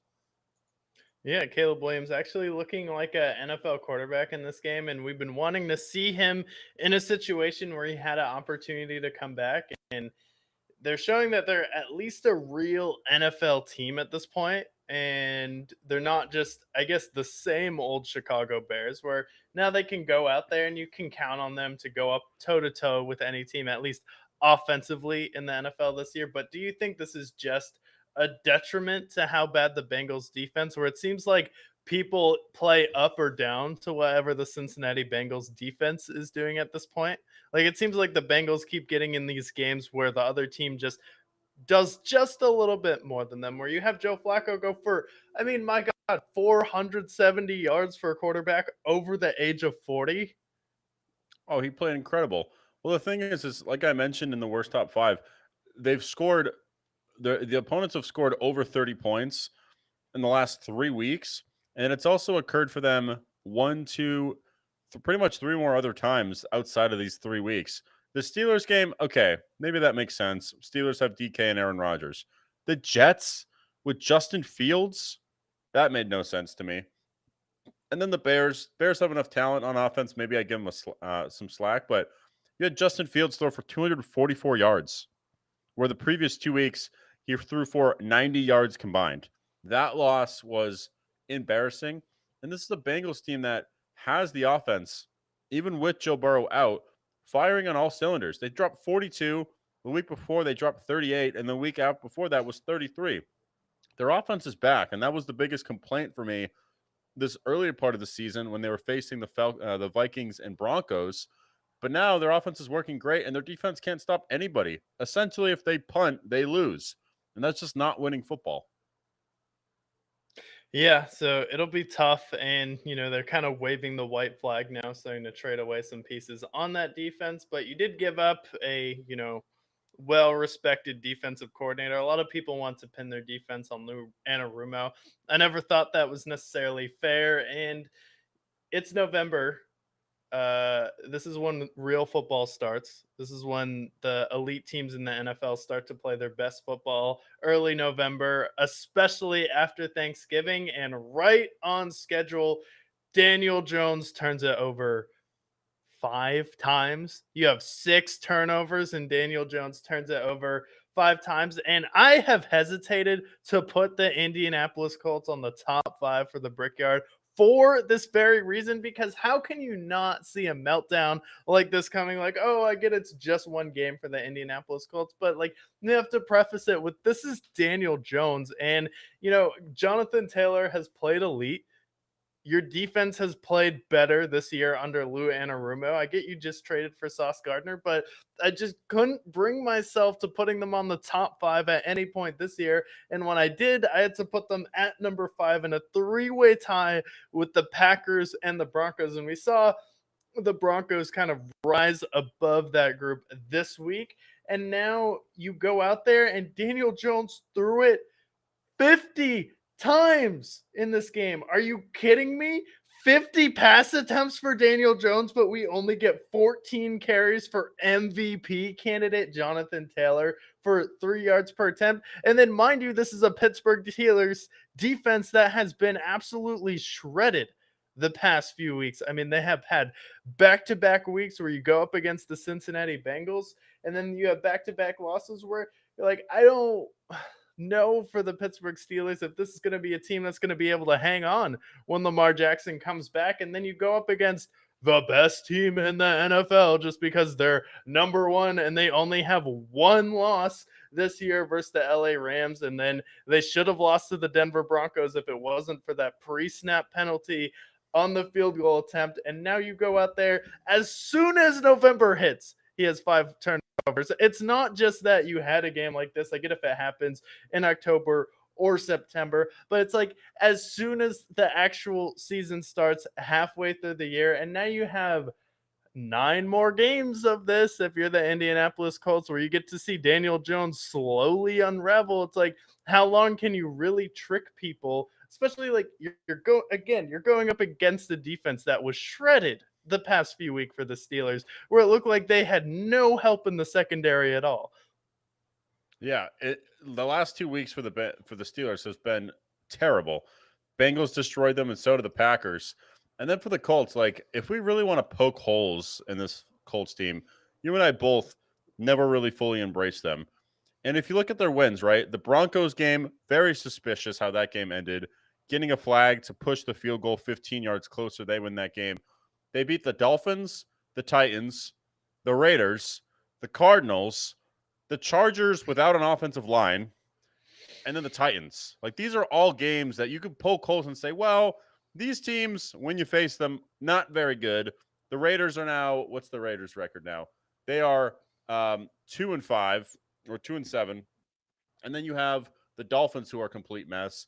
The Cardinals, who, yes, they just beat the Cowboys, but they're historically have been a complete mess all season. The Chargers were completely eviscerated, and the Titans might have the number 1 overall pick. So now that's great that you guys are 7-2, but the 2 teams that are probably going to be in the playoffs are the 2 teams you've lost to. And then we look at the rest of the schedule. They face the Falcons in Berlin, and then you face the Chiefs, the Texans twice, the Jaguars twice, the Seahawks, and the Niners. Those are all games that they could potentially lose. Yikes. You're definitely losing. You're definitely losing to the Chiefs, especially what the Chiefs can do defensively. And then Houston's going to pick apart this offense. I mean, you struggled before against the Texans, and now the Jaguars are starting to turn it around. They get Jacoby Myers at the trade deadline here, but yeah, it's not looking good. And then all of those teams you rattled off for the Indianapolis Colts, I can't remember off the top of my head, was Kyler Murray also the special quarterback Kyler Murray for the Arizona Cardinals when they played them? Because like you beat the Cardinals with Kyler Murray, and then you also beat the rest of the worst teams in the NFL, and you already played Tennessee twice. Congratulations. And this is like typical NFL fool's gold in the first half of the season. It's why I never fully embrace the Indianapolis Colts. And Jonathan Taylor, I'm like, Jonathan Taylor's having a great season. I like Lou Anarumo on defense, but I'm like, I just can't believe in Daniel Jones to do this in the playoffs. And like, sure, maybe they win their division just because you're in the South and it's frankly not a very good division. We saw CJ Stroud go down in the Broncos game. But that defense for Houston, two matchups is going to give you a hard time. And then the 49ers is probably going to be a loss as well. Yeah, and the looking at the Colts, the Cardinals game was Jacoby Brissett, but this Colts team, like I mentioned, the Dolphins are fighting for the number one overall pick. The Titans twice are vying for a number one overall pick. So are the Raiders, and then the Chargers with a banged up offensive line. That wasn't necessarily fair, but there's other two games like the Rams owned you, and then the Steelers just had 6 turnovers against you. Let's not forget in the game that he faced against the Rams, Daniel Jones threw 2 picks in that game, so and a fumble. So he had 3 turnovers potentially in that game. Just one of those things where you face off against the true competition, and this team has completely eviscerated. I still think they can make the playoffs if they can beat the Falcons, but this is a team that I think finishes maybe 9-8, 10-7. Definitely loses and limps into the playoffs, and then they're probably a first round exit. Yeah, but if you do go out there and lose to the Falcons, Jaguars may very well turn it around and win this division this season, especially adding some pieces on offense. Yeah, they acquired Jacoby Myers. They had a huge game against the Raiders um, that went to overtime. Trevor Lawrence played fairly well, but ultimately for the Raiders, Brock Bowers is back. He looked really good in this game, coming back from injury. They have some interesting pieces for the Raiders. It's just unfortunate that just doesn't think it's gonna gel into wins for them. But what was your thought on the Jags and Raiders game? Jags were able to pull out the win. You know, it's a interesting game because the first half was 9-6. So you see that and you're like, oh brother, this is like watching two slow train wrecks run into each other and then just fall off the tracks. And then the second half happens, and it was one of the most fun games of the slate, especially taking place in the 4 o'clock slate. We actually had a couple fun games, and it was more entertaining than the Chiefs or Bills game, believe it or not. And then you go into overtime, and I like that the Raiders made up their mind, like, hey, we're probably not going to make the playoffs, and it actually benefit us if we lose this game. So why don't we go ahead and go for two? Then on the play where you do go for two, it's just very anticlimactic. The ball gets batted down. You kind of just go out in a whimper, just kind of disappointing, especially having a solid game from Ashton Ginty. And then also you have Brock Bowers going nuclear in his return in this game, where he came back last week, but this week 13 targets, 12 catches, 3 touchdowns, and 127 yards.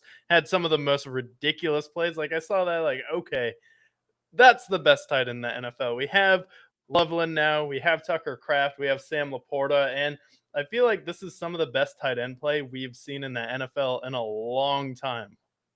Oh, 100%.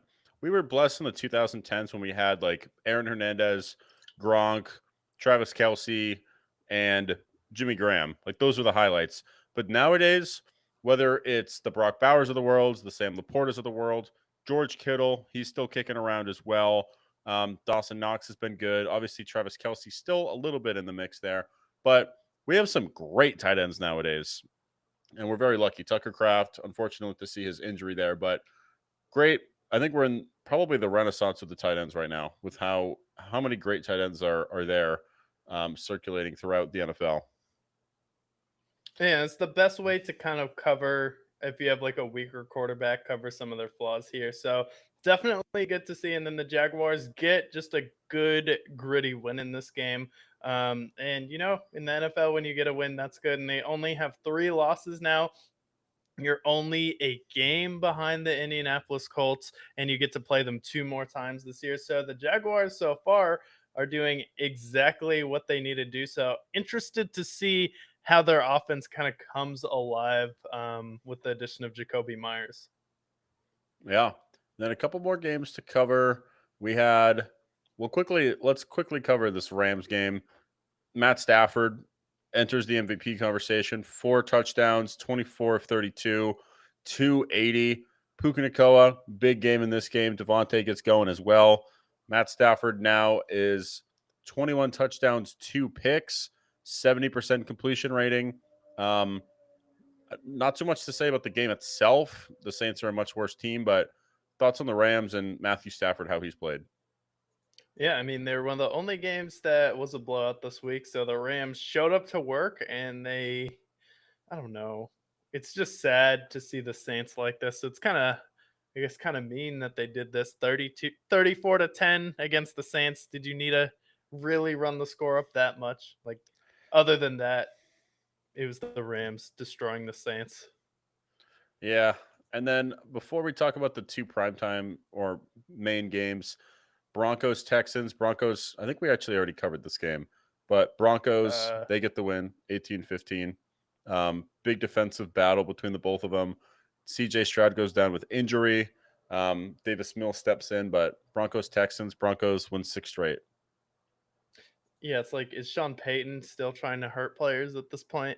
You knock out CJ Stroud in this game, and then with this one coming into it, like, are either of these teams gonna score any points? Like, are either of these teams gonna break 20? And Broncos, right on cue, only have a touchdown heading into the fourth quarter, get 11 points, a walk-off field goal for Bo Nix, and did exactly what he needed to do.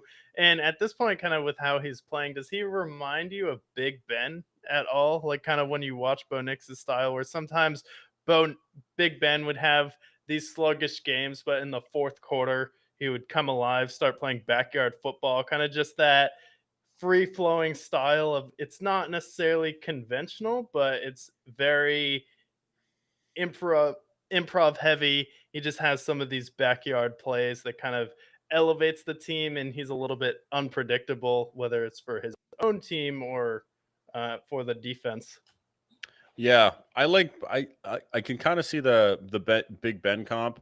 Yeah, I think he's a little bit more mobile, but ultimately he'll have these really sluggish starts where I'm like, I don't know what they're doing. Bo Nix is terrible.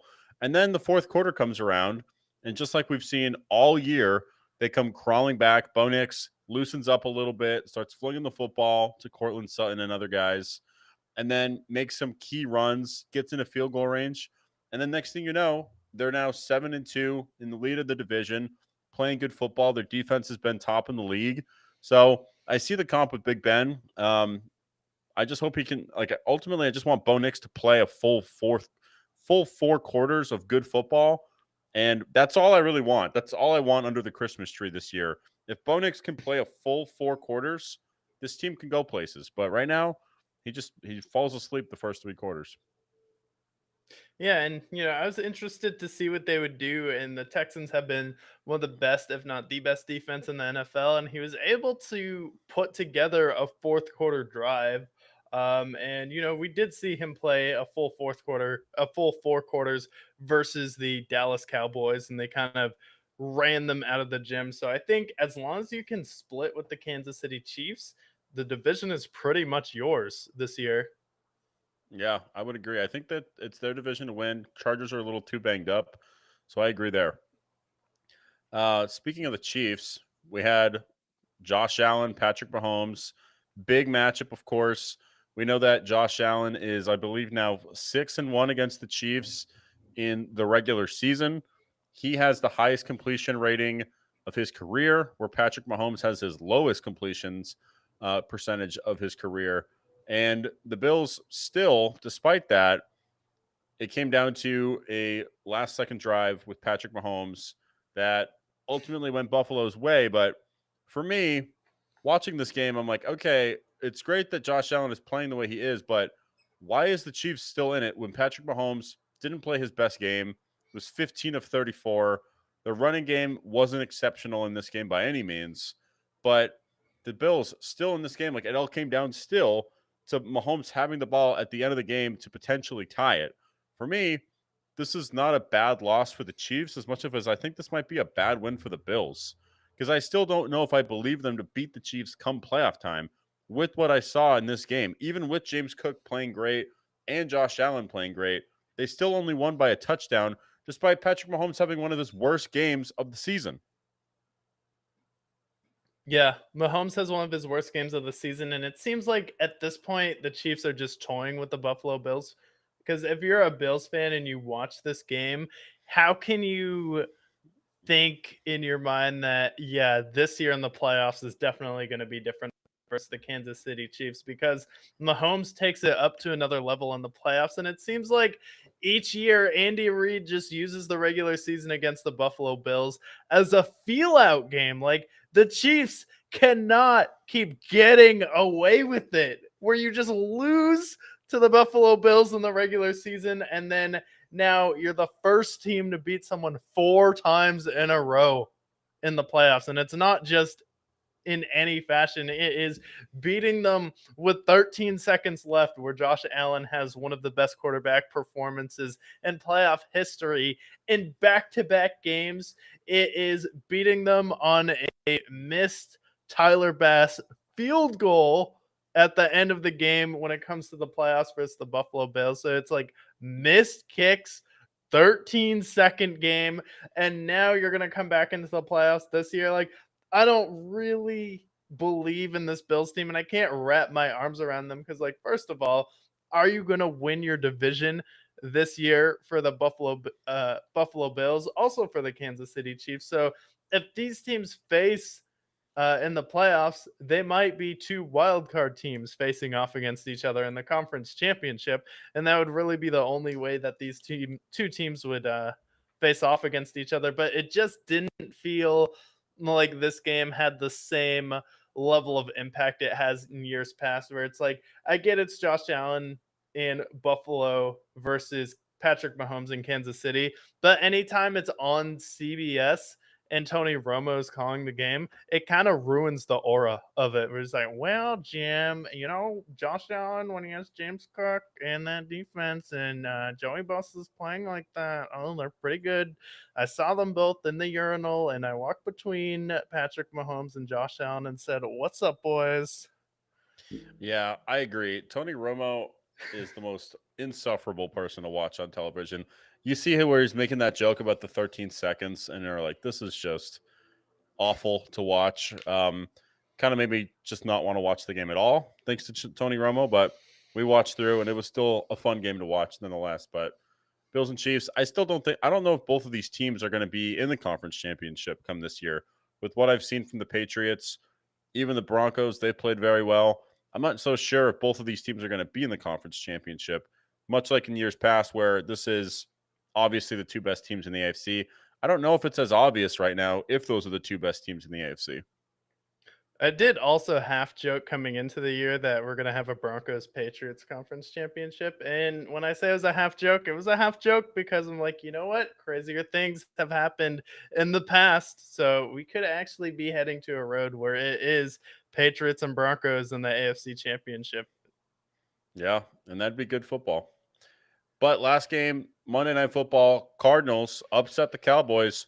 Who would have guessed that one? Cardinals have won 8 of the last 9 games against the Cowboys. Their defense could not stop anything against the Cardinals. And we had Jacoby Brissett play a great game. Marvin Harrison had the most targets he's ever had in his career, and the most catches he's ever had in his career were 7. But Cardinals take care of business against the Cowboys.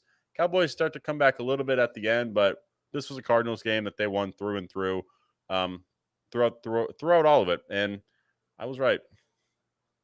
Yeah, and this was one of those games I just didn't want to believe that the Cowboys would let history ruin them. And I picked history again this game because the Cardinals have won 6 of the last 7 games versus the Dallas Cowboys now, The Cardinals have I won believe. record last 10 games. I believe it's 8 of the last 9 games. Yeah, 8 of the last 9 games versus the Dallas Cowboys, and I've seen them do it against good Cowboys teams, but I just didn't want to believe it, especially on Monday Night Football. And something you just said was so profound, where it looked like the Cowboys were going to come back at the end of it in the fourth quarter. When have we seen that before with Dak Prescott in a primetime game where the Dallas Cowboys get way behind, then he starts picking up junk yards at the end of it, and then you have the Cardinals like dominate this game front to back. Marvin Harrison Jr. breaking Deron Bland's ankles, and then we all saw the reaction from CeeDee Lamb on the sideline. But this is a Dallas Cowboys team that's struggling to figure out how it's going to work now. with CeeDee Lamb and George Pickens, and it's almost become too much of a good thing where Dak hasn't really been able to figure out how to get the ball to George Pickens and CeeDee Lamb. And in this game, I mean, they each had 6 and 7 catches respectively, close to 80 yards, averaged about 13 to 12 yards there, but 0 touchdowns. And then we also saw Jake Ferguson in this game have a huge fumble. And then also, it looked like you're about to fall behind in this game and get absolutely blown out by the Arizona Cardinals. But what happens? You get a scoop and score for a touchdown. The game turns into a 10-7 game. Like, okay, the Cowboys should come back and start to win this game. Right? Right? But no, their offense only scored 10 total points versus the Arizona Cardinals. So I don't know what Murphy and Practical Jokers is scheming up there. I don't know if this is just one of those weird matchups where the Arizona Cardinals, this is a rock, paper, scissors shoots. But I mean, you went from having one of the best offenses in the league, and then CeeDee Lamb comes back, and now suddenly you're worse ever since CeeDee Lamb has come back. And now you have one of the ugliest records in the NFL on top of it. I mean, what Yeah. is worse, 3-5 or 3-5-1? Where this looked like a team that was going to have one of the best offenses in history, and now you have Stephen A. Smith sitting in the box right next to Jerry Jones playing solitaire while he's laughing at the Dallas Cowboys, who only scored 10 points with George Pickens and a top 5 running back as far as comes to rushing yards this year. And then you also have George Pickens and Jake Ferguson, and you couldn't do anything with it on Monday Night Football. Yeah, and I mean, the Cardinals, like I mentioned, have won 8 of the last 9. I don't know what it is. I know certain teams do better against other teams. Ravens against the Dolphins, they've dominated them the last 10 games as well, but something in the air there. Cardinals just had the upper hand. Seems like they were really trying to expose the Marvin Harrison versus Deron Bland matchup, and Marvin Harrison played a great game. I'd love to see Marvin Harrison continue to blossom as the receiver that he was drafted to be. Trey McBride, still a great tight end, arguably the best in the league. But for the Cowboys, I don't know how you don't make it work with CeeDee Lamb and George Pickens. You have two guys who have played like top 5 wide receivers over the last 2 years. How is that hard to make work? You throw it to both guys. You had 21 targets between the both of them, and they corralled 13 of them. They corralled less than 70% for 2 elite receivers. I just don't know how that doesn't happen. And then only muster up 10 points because of penalties and fumbles and just ineffectiveness in the red zone. Like, this is a game that the Cowboys should be very much disappointed with how they performed. 1-3 in the red zone, resulting in field goals, out penalized by they had 6 penalties for 55 yards and 3 turnovers. Like, this is just a bad game overall by the Cowboys. And the Cardinals, they came out to play. How do you make your fans miss Mike McCarthy? Exactly. And then how do you trade Micah Parsons because you don't want to pay an edge rusher top money, and then you trade for Quinnen Williams? We're going to talk about the trade deadline next, who's already making top money. Quinnen Williams is making over $30 million already. So why did you trade Micah Parsons then? If you're going to go and trade for an edge rusher, a guy that can get to the quarterback, why would you trade Micah Parsons, a guy who was the face of the franchise? Make it make sense, because it doesn't make any sense to me. Yeah, and then you trade Micah Parsons. Cowboys are the most active team at the trade deadline. We can hit into that next, but they have all these issues on defense, and you're 3-5-1. It's probably too late at this point to make a push for the playoffs. But you go out there, get Logan Wilson, who has been a elite player for the Cincinnati Bengals, and now you have Quinnen Williams. So it should help your defense a little bit, maybe get some stops, but my concern at this point isn't even the defense for the Dallas Cowboys. It is the offense only getting 10 points when you have George Pickens, CeeDee Lamb, Jake Ferguson, and a top 5 rusher in the NFL this year. I mean, okay, sure. You go out there, pick up Quinnen Williams, and you pick up Logan Wilson. And then what you said makes sense where it's like now the Micah Parsons trade doesn't make sense to Green Bay. Okay, sure. You get a couple top draft picks. Maybe that helps you down the line. But if we can't figure out this offense, and we still have the coach that gave Russell Wilson the worst years of his career. Like, remember when Russell Wilson would start out crazy hot and then fall off at the end of the year? Russell Wilson would just have stretches where the offense seemed like it was completely anemic. Like, this is the same offensive coordinator who was coaching this team. Like, oh, Dak Prescott in the offense is crazy hot. Oh, seemed like the entire NFL just figured out, don't commit pass interference against George Pickens, and then you'll be fine. That's pretty much the entire Cowboys offense, is just 1-and-1 down the field with CeeDee Lamb and George Pickens. And if that isn't hitting for this Dallas Cowboys team, they don't seem like they have a ton of counter punches to hit you with. And it doesn't seem like there's a ton of top tier scheming going on. So do you think that they'll be able to still make a push for the playoffs now that they traded for Quinnen Williams and Logan Wilson? No, no, they won't, because that you mentioned with Brian Schottenheimer how they regress offensively each time as an offensive coordinator. I don't see that changing anymore. And then the two guys that you got, like Quinnen Williams, I think is a very good player, but I also don't understand, like, why would you trade for an edge rusher when you already had a better edge rusher than Quinnen Williams to start the season, who you could have paid the same amount of money for? And then Logan Wilson, I don't think is going to solve your problem either. Your defense has a lot of holes. You have Trayvon Diggs, who's banged up. You have a lot of other players who are filling in. I think you have Jadeveon Clowney on your team. At this point, no good defense has Jadeveon Clowney on their team. Just a It's fact like in the DeAndre modern Jordan in NFL. the NBA. He is DeAndre Jordan. Yes, he's exactly who DeAndre Jordan is. Everything that DeAndre Jordan represents in the NBA is what Jadeveon Clowney represents in the NFL. If he is on your team is not a real team. It is a fake team. Never mind the fact that you have Solomon Thomas, who is a NFL bust historically. He was drafted 3rd overall, and he's a serviceable defensive player. So Cowboys, no, they are a mess. I don't believe them to make any moves at the deadline or make anything that's going to make them a legitimate playoff team, especially with how loaded the NFC North is, with how loaded the NFC West is. And then in your own division, you have the Eagles, who are so much better than you in every category.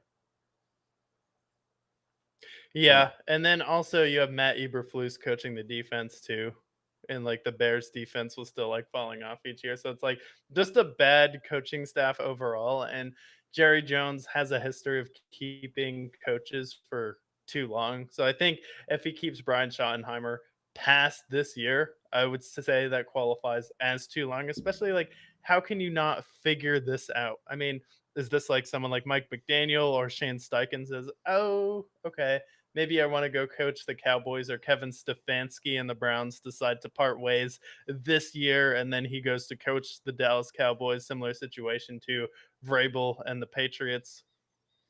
Yeah, I mean, if you can get Kevin Stefanski, I would much prefer Kevin. We know Kevin Stefanski can coach his ass off. He did that with the Browns with Joe Flacco. He's done it with Baker Mayfield. He can do it with much worse talent. You have Dak Prescott, CeeDee Lamb, and George Pickens, and Javonte Williams. That would be a great fit. But yeah, I don't think Brian Schottenheimer's the guy. It seems like they like them, but I just don't think he's the guy for them if they're being serious about contending. But let's talk about the trade deadline deals. I'm pulling up our list here, and I'm trying to find a non-biased list. If you want to try and pull up as well, all the NFL trade deadlines. I'll pull up some of the big ones off the top of my head. Sauce Gardner goes to the Colts. They acquire a first-round pick and a second-round pick for Mr. Sauce Gardner for the Colts. Yeah, and I think Sauce Gardner will definitely help the Colts, especially in Lou Anarumo's system. That's really the one major hole that they've had. They've gotten great production this year from Latu coming off the edge for the Indianapolis Colts. And now that you have a lockdown corner in Sauce Gardner, sometimes, like if you're a corner, you just play in a bad situation too long, your production and your game suffers from it. So I do think Sauce Gardner will have a little bit of a revitalization in his NFL career, especially with the Indianapolis Colts. So I do think that does help take their defense to another level. However, will it be able to offset the level of competition that Daniel Jones is going to have to face at the end of the year? That will be determined because now you're going up against the Jaguars and the Texans twice, the 49ers, the Falcons, and the Kansas City Chiefs. So, are you going to be able to stay the course and still win your division with Daniel Jones in November and December? That is going to be the real question. But I do think it makes the defense better. Oh, it definitely does. I think Sauce Gardner's a great corner. He's the first corner to be traded for 2 first-round picks since Jalen Ramsey to the Rams. And I think he's a great corner. I don't know if he's Jalen Ramsey in LA great, but he's definitely in that conversation for top corners in the league. So I like that move for them overall. And then we already talked about Quinnen Williams. Seahawks land Rashid Shaheed from the Saints. Underrated pickup in my mind. The Saints get 4th and 5th round picks for him. Rashid Shaheed, he's not the best receiver in the league, but he is a deep threat. 15 yards per catch for his career. Big play threat all the way down the field. Rashid, I think, Jackson Smith and Jigba is able to be that deep threat. But with Rashid Shaheed, some of the plays you can form up for him, I think this is a great fit for the Seahawks and great addition. Yeah, no, I think this makes the Seattle Seahawks offense a little bit more dynamic, and it's already been excellent. And Rashid Shaheed is one of those big play guys who always has 2 or 3 massive games. And you have Jackson Smith and Jigba, who's been stretching the field for you. And now, if you're a defensive coordinator, you also have to worry about Shaheed, where it seems like this team is now vertically stretching their opponent in such a way where it's just going to open up the run game that much more for Seattle. And now they've only trailed for 30 snaps on defense so far this year. And now you add another big home run hitter. I like this move a lot for Seattle. A lot of people will kind of think it's goofy, like, oh, yeah, Rashid Shaheed. But no, this guy is a legitimate home run hitter. And it's going to take a lot of pressure off Jackson Smith and Jigba because if you're just going to go one-on-one with Shaheed, he's going to pick up a lot of big plays for you. So I think this helps make their offense a little bit more viable in the playoffs. And Sam Dangerous really just needs to cut the turnovers, and then they'll be a viable contender. Yeah, I agree. I love the move for Shaheed. I think it's a good fit for him. Um, Speaking of wide receivers moved, the Raiders trade Jacoby Myers to the Jaguars, and in turn, 4th and 6th round picks are there.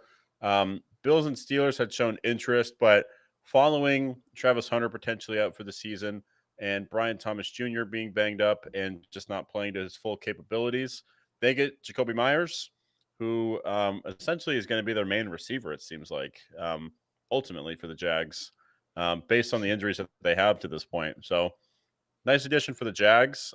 Didn't have to give up too much for him, and he's still a very solid receiver. So I like this for Jacksonville. And the Raiders, they needed to leave. He requested a trade long ago. He needed to go. Yeah, if I'm a Jags fan, I'm ecstatic at how often my team cycles through the most mid wide receivers in the NFL. I mean, you want to talk about a team that went through Christian Kirk, Gabe Davis, and now Jacoby Myers within the past 3 years? Are you kidding me? Like, Trevor Lawrence can't get any legitimate help. He hasn't had like a AJ Brown or a Stephon Diggs before in his career. And how many times do you watch the Jacksonville Jaguars where Trevor Lawrence just is hitting people on a rope in the hands and it's a flat out drop? So I do think, in all seriousness, Jacoby Myers will help. But my God, you're like another mid wide receiver. Is Christian Kirk going to be our answer? Maybe for a year. Is Gabe Davis even going to have a pulse on our team? Absolutely not. Jacoby Myers, is he going to go to Jacksonville and fall off a cliff? If he does, I think there's going to be a pattern with guys going to Jacksonville and then just falling off. Yeah, I will defend Christian Kirk. He's one of those average receivers that I will fight to the death for. I do love Christian Kirk.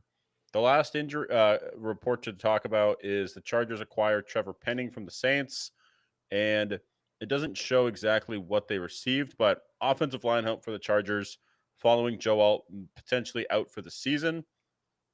Nice for the offensive line. They needed that. Big moves there, and I don't see any additional trades to cover.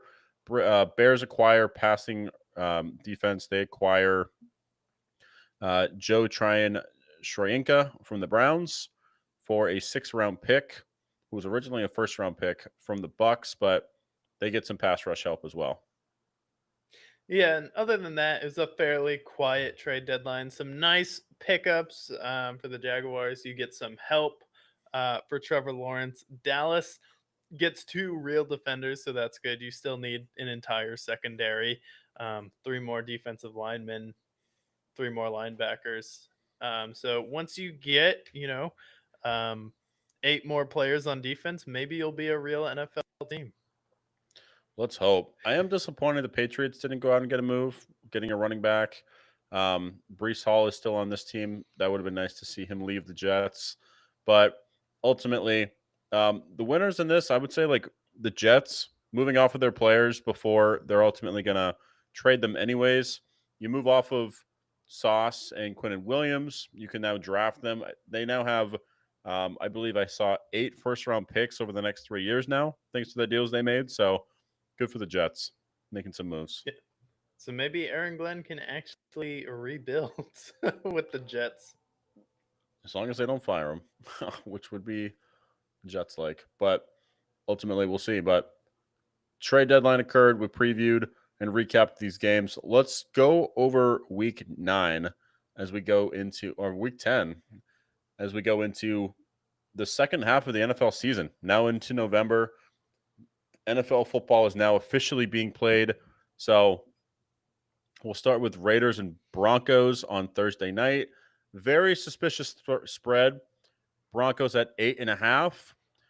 After what I saw from the Raiders with Brock Bowers and what he was able to do, I think this game is going to come down to the Raiders covering the spread. Broncos, they've won 6 straight games. I think they're due for a loss. I'm actually going to call for an upset and say the Raiders beat the Broncos, led by Brock Bowers, led by Geno Smith. So yeah, I think this is going to be a low scoring game, but I'm taking the Raiders with an upset and to cover. Yeah, I definitely can see that, especially Thursday night has been a little bit weird where we have seen a lot of upsets. I would take the Raiders to cover the spread, especially with how close the Broncos have been playing each game, but I will take the Broncos to win because even though they have won 6 straight games, just the demeanor on Sean Payton when he's looking at the kicker, right through the middle. We're going to win this game. And then also, when you're in the same division as the Kansas City Chiefs, you cannot afford to go out on Thursday night football when you're getting a mini bye and then lose to a team like the Raiders, because those are the type of losses that are going to end up maybe putting you in a wild card situation when you could be competing for the number 1 seed in the AFC if you're Denver. Yeah, 100%. So we both agree the Raiders will cover. I'm going to pick the Raiders upset, but you pick the Broncos to pull it out. Either way, this should be a low scoring game, just based on what the Broncos can do defensively. And then we have a Germany game, Colts and Falcons. Colts are favored at 6.5 following a tough loss to the Steelers. This is a Germany game, so international games can be a little bit weird. I can totally see the Falcons ramping up, especially after how badly they played last week. And a Colts team that I think is starting to, after the clocks have changed, turn back the clock with Daniel Jones. That 6.5 point spread I don't trust. I'm going to take the Falcons to cover. And ultimately, I think this game is going to be determined by a field goal. Now, who wins this game? I think the Colts still pull out the win, but I think the Falcons are going to cover. Yeah, I don't think that they pull out the win in this one because if you're the Atlanta Falcons, you now have back to back games where you just kind of blow it. You're on a 3 game losing streak right now. And I think if there's any team you can turn that around against, it's going to be the Indianapolis Colts, especially coming into the game against New England. You have the number 1 defense against the pass. And I think they will be able to slow down Jonathan Taylor and then turn over Daniel Jones in this game, which is going to be the most important thing. And right now, the Falcons are in a little bit of a do or die situation where the Colts are kind of still the frog in boiling water, where after this game, maybe you start to look around and hit the panic button. But I don't think as a team they're there yet. Where the Falcons, we just lost 3 in a row. And this is kind of the game we need to win for our season, because if you can come out on top versus the Indianapolis Colts, then you get the Panthers, Saints, and Jets So you really have to start stringing some wins together here soon. Yeah. So you like the Falcons to cover and win this game. Germany games can be weird, but you get the Falcons pulling it out, upsetting the Colts. Then we have Patriots and Bucks, one of the highlights of the 1 o'clock slates. This is in Raymond James. Bucks are favored at 2.5. And we might see the return of Bucky Irving potentially, and maybe Chris Godwin. So big returns for the Bucks. Patriots are riding high. They've been very hot. And the Bucks, they're coming off a bye. They're a little bit more rested. They're less banged up as they've been. I will pick the Bucks to beat the Patriots. Right now they're a 2.5 point spread. I think they win by a field goal. But I'll take the Bucks to beat the Patriots. I know the New England fans have their favorite team and their adopted stepchild both going up against each other in this game, where all the Tampa Bay New England Patriots fans were like, "Oh, I've always thought their uniforms were cool in the past." Like, no, it's okay that say you just root for them because Tom Brady played there and you saw Tom Brady's entire career with the New England Patriots and he won 6 Super Bowls for you. It's okay. And in this game, I do agree with you. The Patriots have been really hot, and they had kind of a rough, clunky game versus the Atlanta Falcons. And Tampa Bay is coming off a bye. I think at this point, they just have a little bit more experience and are just a better team than New England. And New England's kind of due for a come back to earth moment. You still have a very easy schedule going forward. So this loss wouldn't do too much for you. So I will take Tampa in this one. I think as long as it's still a competitive game, there's no reason to be concerned for the Patriots. So I agree. I think Bucks get the win, um, and they cover the spread. Then we have Lions Commanders potentially with Marcus Mariota.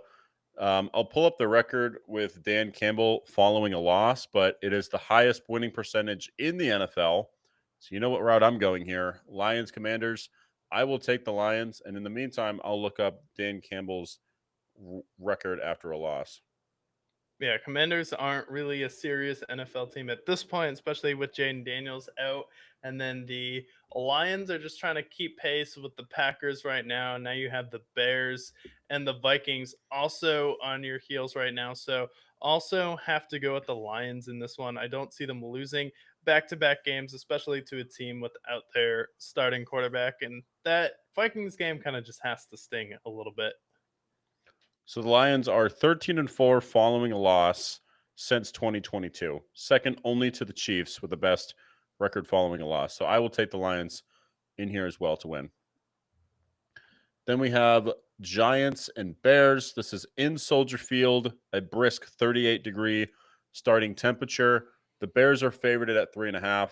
We just had a huge game for Caleb Williams and Colston Loveland. Maybe we see D Swift's return in this game. Bears are favorited. I think right now the Giants are dead in the water. They are going to be competitive, but I just don't know if I trust them to garner enough wins moving forward. This is a winnable game for the Giants, but with what I saw against the Bears, I think the Bears will pull out the win. They have nice players on defense. Their offense has played very well the last few weeks, so I'll take the Bears to win. Yeah, I'll take the Bears as well. Giants just haven't looked like a real team. How many hitch routes is Brian Dable going to make Jackson Dart throw? We don't know at this point, and he really hasn't done anything to help his quarterback. So, yeah, I have to go with the Bears as well. All right. And then this is a game that better beware. Dolphins and Bills. This is in Hard Rock Stadium. Bills are favorited at 9.5. I do believe the Bills do pull out the win in this game. But let me pull up the Bills' record against the spread this year. And they are 2-4 against the spread over the last 6 games. Have not been great. You saw that Falcons game as another infamous game. I will take the Dolphins to cover, but I think the Bills win by a touchdown. Yeah, I think the Bills win by a touchdown as well. Miami hasn't been really anything special this season. I get you did have a closer game on Thursday Night Football versus the Buffalo Bills, but I still think that the Bills should win this game. And if they don't, that should be a huge concern. Worst top 5 if they lose to the Dolphins. But team that is garnering momentum, Lamar Jackson is back. Derrick Henry still being Derrick Henry. They go to Minnesota, take on the Vikings. Right now, with what I'm seeing from the Ravens, I think they're slowly getting back into that divisional mix. Their defense has played well. JJ McCarthy still looked a little shaky against the Lions, although he did look better. But give me the Ravens against the Vikings to pull out the win. They're favored at 4.5, and I would take the Ravens to cover. Yeah, I will go out and take the Minnesota Vikings to win this game, especially versus the Baltimore Ravens with Lamar Jackson this year, who have the Baltimore Ravens beat the Miami Dolphins and the Cleveland Browns. End of list. So, I mean, I get you did beat the Chicago Bears, but I think Miami has been the better overall team and they've just been more consistent defensively on all three levels. And I still think the Ravens defense has left something to be desired. So, especially with JJ McCarthy and Aaron Jones come back, I think the Vikings will be able to upset Lamar Jackson and the Ravens. Okay. So you like the Ravens. You like the Vikings to upset. Okay. Interesting. Um, yeah, I think it'll be a good game nonetheless in Minnesota. And then this will be a game played on NFL Stadium.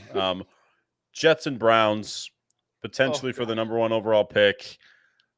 Browns are favored at 2.5 in East Rutherford. And you know what? They just traded Sauce Gardner. They just traded Quinnen Williams.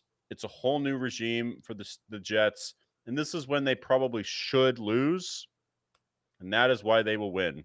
I will take the Jets to win this game from the power of Christ. This is the perfect Jets win that will potentially affect their draft positioning with this win. So give me the Jets. yeah, I can't disagree with that. I mean, Dylan Gabriel, it's like, who would you rather have at this point, Dylan Gabriel or Justin Fields? Like, it's a real Or conversation. Yeah, I'll take or. so I don't know. Yeah, not a great game nonetheless, but I think the Jets get the win and they start to feel good or not. Who cares? It's the Jets. And then division rivals, we have Saints and Panthers. Panthers coming off a big win against the Packers. Saints pretty much dead in the water at this point, looking for that number one overall pick. Panthers are favored at 5.5. I like what I've seen from the Panthers. I support them. I will pick the Panthers to beat the Saints, although I wouldn't bet on this game. Yeah, I'll take the Panthers as well. Don't like what I'm seeing from the Saints, especially ever since they benched Spencer Rattler. It seems like the offense got worse, and then the Panthers have just been on a magical run with Bryce Young. I mean, they did lose a game with Andy Dalton starting, albeit to Buffalo, which is a tough opponent, and Chuba Hubbard was the main focus there. But I think we see another big game from Rico Dowdle, and then just, the Saints getting outcoached by Dave Canales. Yeah, I agree. I think Panthers move to 6-4 following this game. And then AFC South, we have Jags and Texans. Uncertain the status of CJ Stroud in this game. Texans, one of the top defenses in the league. They are favored at 1.5 in a very low 38.5 point over under. And the Jags, I really can't put my finger on what team this Jags is supposed to be, but they are knocking on the door of the Colts, who might potentially lose in Dublin. Given the uncertain status of CJ Stroud, potentially it being Davis Mills, I will pick the Jags in this game, but this is going to be like 17-14. This is not going to be a great watch, maybe 21-17. Yeah, I think this will be a tough game, especially with CJ Stroud being banged up. And then we could have Davis Mills in this one. And say what you will about the Jaguars versus the Raiders, but Brock Bowers is one of the best weapons in football. Saw Ashton Genty finally get involved in the passing game, which they should have figured out, I don't know, at the beginning of the season. But no Jacoby Myers for the Raiders. So I do think that the Jaguars do come out here and beat the Texans, even though they have a tough defense. I just think they'll be able to do just enough on offense, even though it's probably going to be 13-9. Yeah, it's going to be a hideous game, but with Jacoby Myers entering the fold, that could be an interesting matchup. And then with CJ Stroud's uncertainty, this seems like a win for the Jags, most likely. And then we move to the 4 o'clock slate, and we have two NFC West matchups. Cardinals and Seahawks to start in Seattle. Seattle's favored at 6.5. Cardinals coming off of a big win against the Cardinals, or against the Cowboys. I will say with this game, the Seahawks are favored at 6.5. However, if you look at the Cardinals' losses, they lost against the Niners by 1 point. They lost by the Seahawks by 3 points, Titans by 1, Colts by 4, and Packers by 4. I'm going to pick the Cardinals to cover because they always seem to play close, but the Seahawks are a better team. Sam Darnold is a better quarterback. JSN, Rashid Shaheed. I take the Seahawks to win this game, but I do think the Cardinals will cover this game.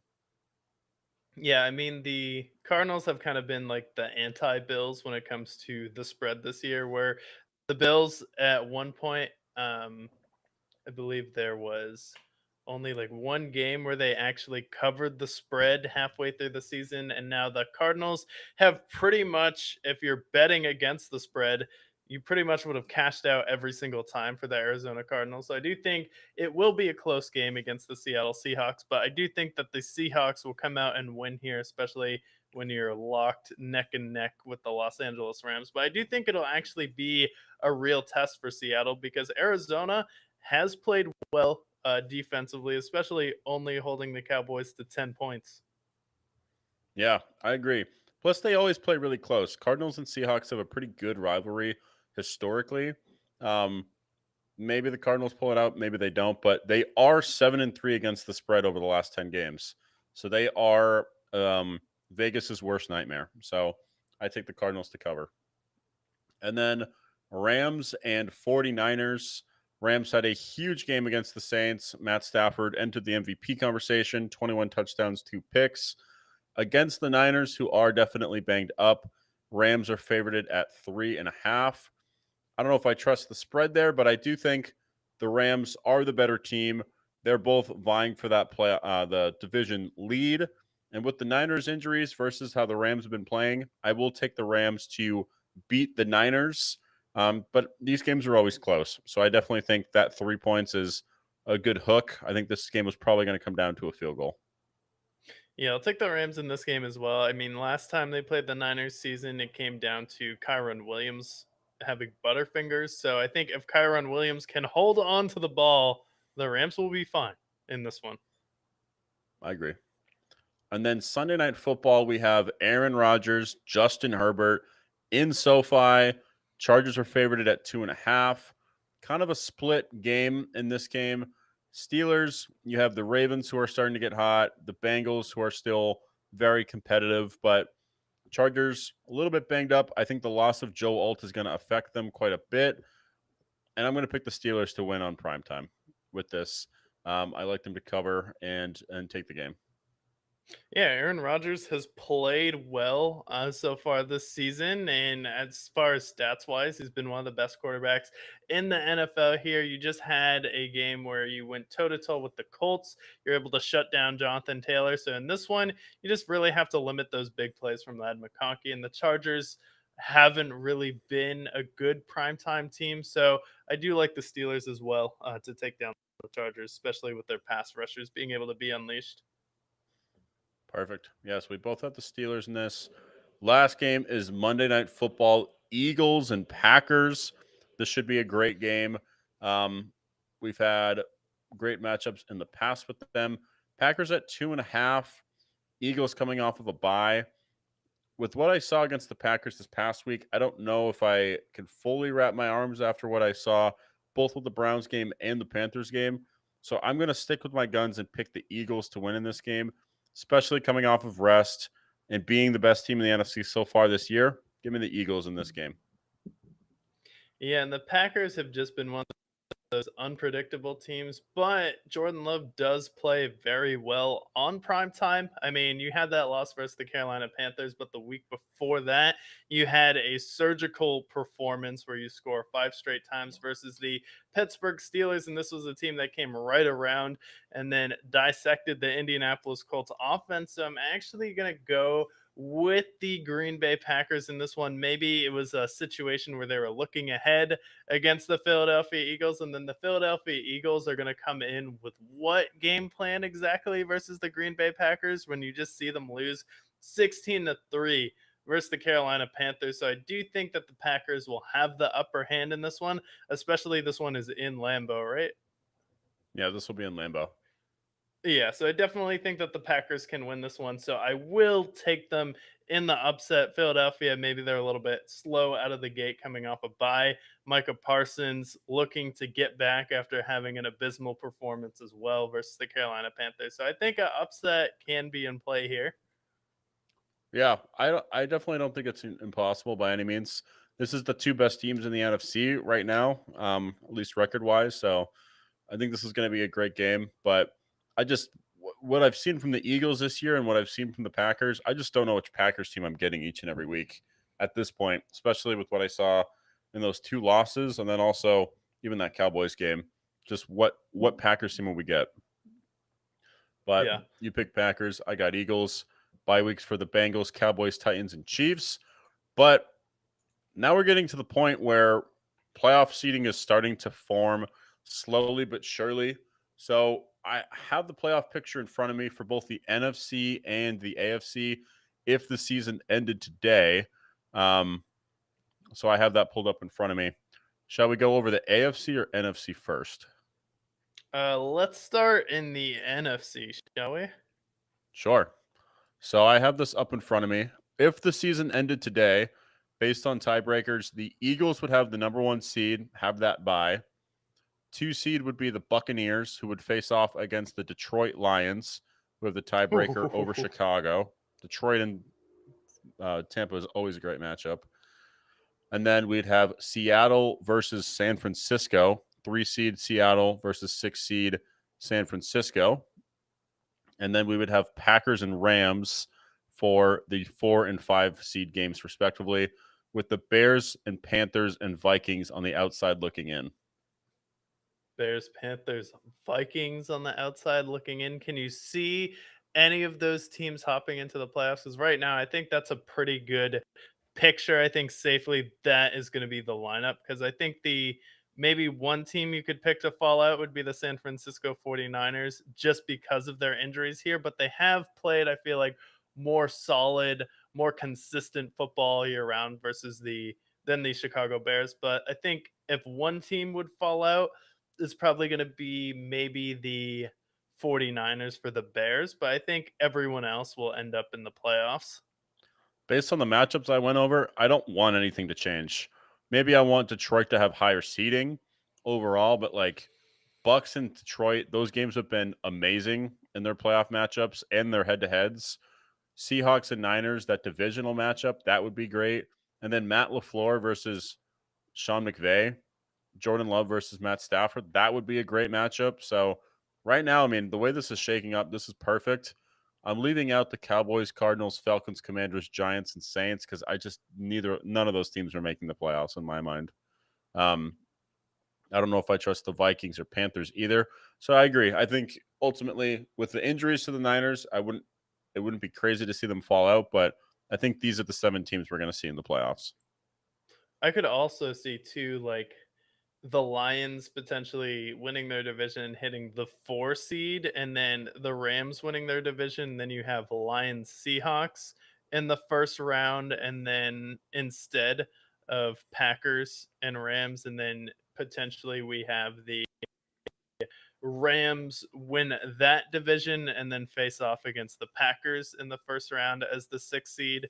And then at the 7 seed, we'd be looking at probably maybe Chicago or San Francisco versus Tampa Bay, where we could have Bucks and Bears or 49ers and Tampa Bay Buccaneers, which I think would probably be another solid matchup. Probably pick Tampa to win there, though. Yeah. As of now, I think the Lions are going to move up in the wild card. Rams, I think, are going to pass this. I think that ultimately Rams and Seahawks are going to be fighting for that division when it's all said and done. But wild cards, I see the Niners, the Lions, and then potentially Seahawks or Rams, depending on who wins that division. So pretty much exactly Yeah, how it is now. I think the like Tampa Bay Buccaneers and the Eagles have just such a pass though compared to the rest of these teams competing in the North and the West because if you're Tampa and you are Philadelphia, if you do everything you need to do, which you're better than every other team in your division, you just win all of those games. That's such a leg up versus Detroit, Green Bay, who has to go up against the Vikings. They have to go up against the Bears. They have to face each other twice a year. Same with the West. I mean, there's no easy wins in the West, especially with the Cardinals kind of coming alive at the end of the year, which they've done kind of in the past with Murph from Impractical Jokers as their head coach. So, I mean, I feel like it's just such an unfair advantage, but we will see kind of Tampa and Philadelphia as the 1 and 2 seed for that reason. Yeah, I mean, when you get 6 easy wins, then especially like in the Buck scenario where you have the Saints who are probably the worst team in the league right now, and then the Falcons have been a complete mess. Panthers have been frisky, but I still don't think they're fully legitimate. But Eagles, I mean, Commanders are banged up. You have the Cowboys who can't stop anybody, and then the Giants have just been devastated with 2 injuries as well. So Eagles, I think, have the biggest leg up of all at this And point. then what division have they been playing in the AFC this year? So the Eagles have faced the AFC West. So they've already faced the Broncos, who they fell to, and then they beat the Chiefs earlier. So they just have the Chargers and Raiders left to face. Which two winnable games, especially with their passing front, if the Chargers' offensive line is still going to be that injured. And then for Tampa to get the number 2 seed, you just need to beat New England or Buffalo. Yeah, and they face both of them these next 2 weeks. That's going to be the deciding factor if they pull out those wins. And then they face the Rams. They'll face, and then after those 3-game stretch with Patriots, Bills, and Rams, it's Cardinals, Saints, Falcons, Panthers, Dolphins, and Panthers again. All games that they should win. Yeah, that's a tough stretch though for Tampa Bay, and that's really going to determine like how legit this team is. Because if you go 2 for 3, I would say that it's very successful. Oh, for sure. If you beat, I think Patriots, Bills, and if you beat all 3 of them, then you might be getting the 1 seed potentially. But let's go to the AFC because this is a lot more compact. A lot of these other teams don't really seem to be in the mix.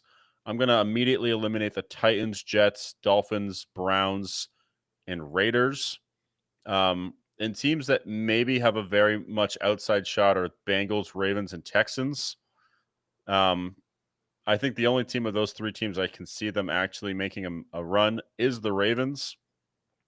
But in the mix right now, if all ended right now, we have the Colts as the number 1 seed, and then Patriots would face the Jaguars with the 7th seed.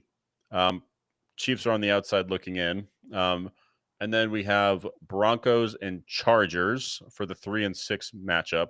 Broncos with the 3 seed. And then matchup for 4 and 5 is Steelers versus Bills.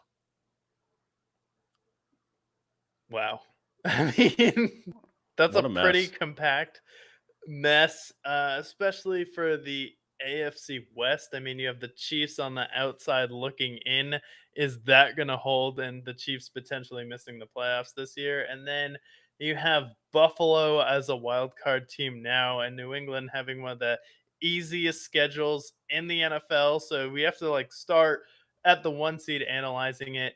The Colts now face the Texans and the Jaguars and the Chiefs and the San Francisco 49ers, and you have a big game versus Atlanta in Germany. So, like, for me, I think the Colts are definitely going to fall out of that number 1 seed, and it's going to go to either New England or Buffalo, and they're going to be the number 1 seed. I think it's going to be one or the other because Buffalo, you do play Tampa Bay, so is New England, and then you play New England again. So, if you are able to beat Tampa and then New England loses to them and then you beat New England in your second matchup, I think you're the 1 seed. But if New England beats Tampa this week, I think the Patriots are going to be the number 1 seed in the AFC. I think really the number 1 seed is going to ride on the next 2 weeks here. I agree. I would say I think it's going to be the Patriots just simply based on their schedule alone. I think the Broncos also have an outside shot, but they're going to face the Chiefs again. They have the Packers later and the Jags, who have been in the mix as well, plus the Chargers. So Broncos have a pretty tough matchup, but Patriots, outside of those 2 games I mentioned, they faced the Jets, Bengals, Giants, Jets again, Dolphins. They have the Ravens. Maybe that's a matchup. But overall, very formidable matchup, very attainable wins there. So I think the Patriots win. I don't know if I think the Colts still win that division, but I wouldn't be surprised if the Colts, if they completely collapse, fall out of the playoff picture entirely. And that would give the Jags the division potentially. Yeah, just think that the Jags are going to take a game off them. Maybe two. I could definitely see the Jaguars beating them twice. And then I can see them losing to Kansas City and losing to Houston once. And then I think San Francisco is going to beat them. And that is, if I'm being generous, you're probably going to have four more losses to end the year now. If you're Indianapolis, so now you would end up 11-6 to finish out the year, and I think Jacksonville will be able to be right there with you. Maybe you don't fall out of the playoffs, but I do think the Jaguars will be able to win the division. Yeah, I think it's attainable for sure. It really depends on this Falcons game. I don't trust the Colts to beat the Chiefs. I think the Chiefs are a better matchup all around. The Texans game's going to be huge, especially if CJ Stroud's back and that defense has played great. And then Jacksonville twice. So you still have a lot of your divisional matchups out of the way. You got the easiest team out of the way early with the Titans. And then all these other teams are all in the mix or they're in your division. So very much interesting to see how this Berlin game plays out for them. And then do you believe in any of the teams that are still kind of out of the hunt but maybe in the mix? The Texans, Ravens, and Bengals. Do any of these have a shot at making the playoffs at all? I think if any of them would, it would be the Ravens. However, I just think the Steelers are just the best all around team in that division this year. Aaron Rodgers is playing a lot better than anyone thought he would. And I kind of like that narrative for Aaron Rodgers this year, especially in Pittsburgh. He had those 2 off years with the Jets, and now Aaron Rodgers is right up there as far as touchdowns. He's top 5 this year. So I do think that the Steelers are going to end up winning that division, and Baltimore just hasn't beat anyone impressive. Your most impressive win is probably versus the Bears, but I think you're just a little bit too far behind at this point. Yeah. And I do think the Chiefs are going to leap into the playoffs. Um, so one of these teams fall out of the mix. Maybe it's the Chargers with all the injuries they've had. Chargers are still a very good team though overall. So it's going to be a tough matchup for the Chiefs. Like, can they get back into the playoffs? Will the Jags fall out? Will the Chargers? I think the Bills are pretty much solidified. The Steelers, the Broncos, the Patriots, and then we'll see how the Colts plan out. I don't think the Colts do a complete collapse unless if there's any sort of major injury that affects them at all. Yeah, it'll be tough for the Colts because they really haven't beaten anyone, which is the tough thing for them. But the AFC this year, I feel like, is interesting because it does feel like we could have a matchup of Denver and New England, which we floated around before the season. Now it seems like it's coming to fruition here. And that really has to be like with the comparison of Drake May and Josh Allen, especially in their first 2 seasons. Because when you compare the two, in their first 2 years so far, Josh Allen had a completion percentage of 56.3% in his first 2 seasons. Drake Mm. May has almost 70%. He's 69.8 in his first 2.5 seasons here. And then touchdown to interception ratio, counting Josh Allen's entire second year, Josh Allen is 30 touchdowns to 21 interceptions. So 1.4 touchdown to interception ratio, where Drake May already has passed him in passing touchdowns, which is 32 touchdowns to 14 interceptions. And then yards per game, Josh Allen was at 184, where Drake May is at 207 so far. So Drake May has already been better statistically compared to Josh Allen. And now the Patriots have 9 games played so far, and 6 of those games they've had a different receiver lead them in yards. Yeah. Also, Drake May has 8 consecutive games with a QBR above 100, which, if you look at the players on this list, he's past Brady. He's passed players like Aaron Rodgers, Drew Brees. The next record from there, he's looking at the likes of Drew Brees and Tom Brady for people who have had that long of a streak of 100 consecutive or 100 QBR across 8 consecutive games. So he's entering into some pretty elite company. And I honestly think that we've talked about Drake May potentially as an MVP candidate. I think, especially if they get the 1 seed, we could very well be looking at the quarterback being the MVP, Drake May. 17 touchdowns, 4 picks. He's fifth in passing yards. And this is with a receiver core that I wouldn't say is outstanding by any means. Like you have Stephon Diggs, you have Hunter Henry, you have a couple of nice receivers, but you don't have like the Chiefs have Rashid Rice, Travis Kelce, reliable elite receivers, whereas the Patriots kind of just have a bunch of really solid receivers. So this would be really impressive for him if he's able to pull that out, especially with a less than stellar run game. Yeah, especially you see someone like Pop Douglas go off last week. Mac Hollins had a big game for you so far this year, and then just Kayshon Boutte looking like a legitimate wide receiver, potentially wide receiver one for the New England Patriots. I think was the biggest difference. And then he did go down with injury, but you will have him back by the end of the year. Yeah. So I think, especially with how their defense is played, they haven't allowed a runner over, I believe, 50 yards all season, which goes back to 1950. So the defense has been exceptional. So I do think it's going to be the Patriots that take that number 1 seed. Colts, I think, will have a minor collapse in the second half of the season.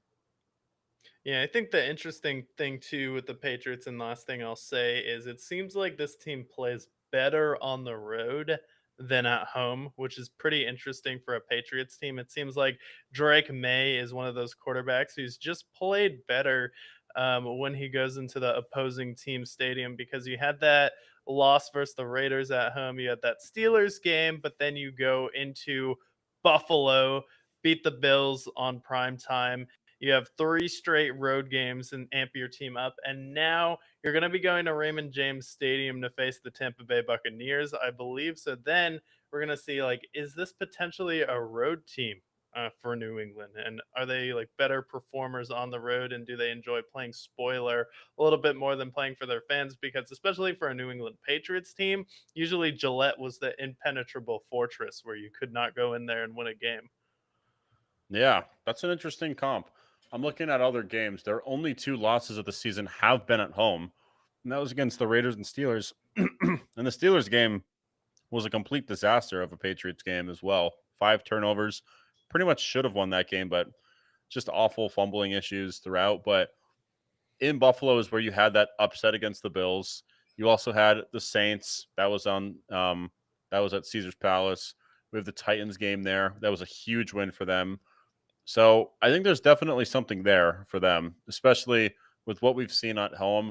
They haven't played poorly at home, but even this Falcons game, which wasn't necessarily their best game of the season, that was also at home. So I think there's something to be said with what you're saying there, as far as potentially being road warriors.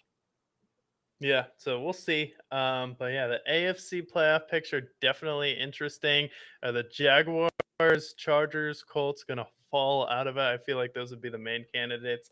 How good can the Broncos be? They've just I don't know. They're good, but they've just still given us a lot of mixed signals. But I do believe in Sean Payton here. And I'm praying for Patrick Mahomes because Sean Payton is in the same division as him. And then we'll see if the Ravens can come back against the Steelers. But do you think the Ravens can overtake the Steelers, or do you think that Pittsburgh's kind of just gonna be more consistent down the stretch? I think as long as their defense can fix their secondary issues, then the Steelers should be better. The Ravens, they have a lot of things to overcome.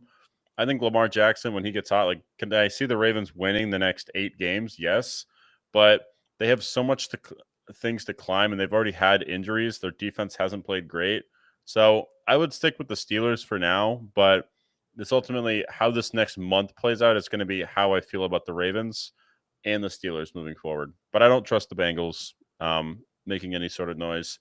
So I think the Steelers will still maintain. Yeah, I know. Poor Joe Flacco doesn't deserve for his career to go out like this. And pretty soon, Joe Flacco is going to be watching a lot of TV because he's not going to be playing as much, watching a lot of film. So this week, have you been like Joe Flacco, watching or listening to anything interesting? Yeah, so haven't been watching very much, but and I forgot if I shouted this out when the album released, but big fan of the new Tame Impala album. I forgot if I'd shouted that out previously, but that's been in heavy rotation for me. Um, I'm a big fan of um, Old Ways has been a big hit. Another thing, if I haven't already talked about them, I found there's a group called Coast Kostra who I Okay. highly recommend it if you're into hip hop.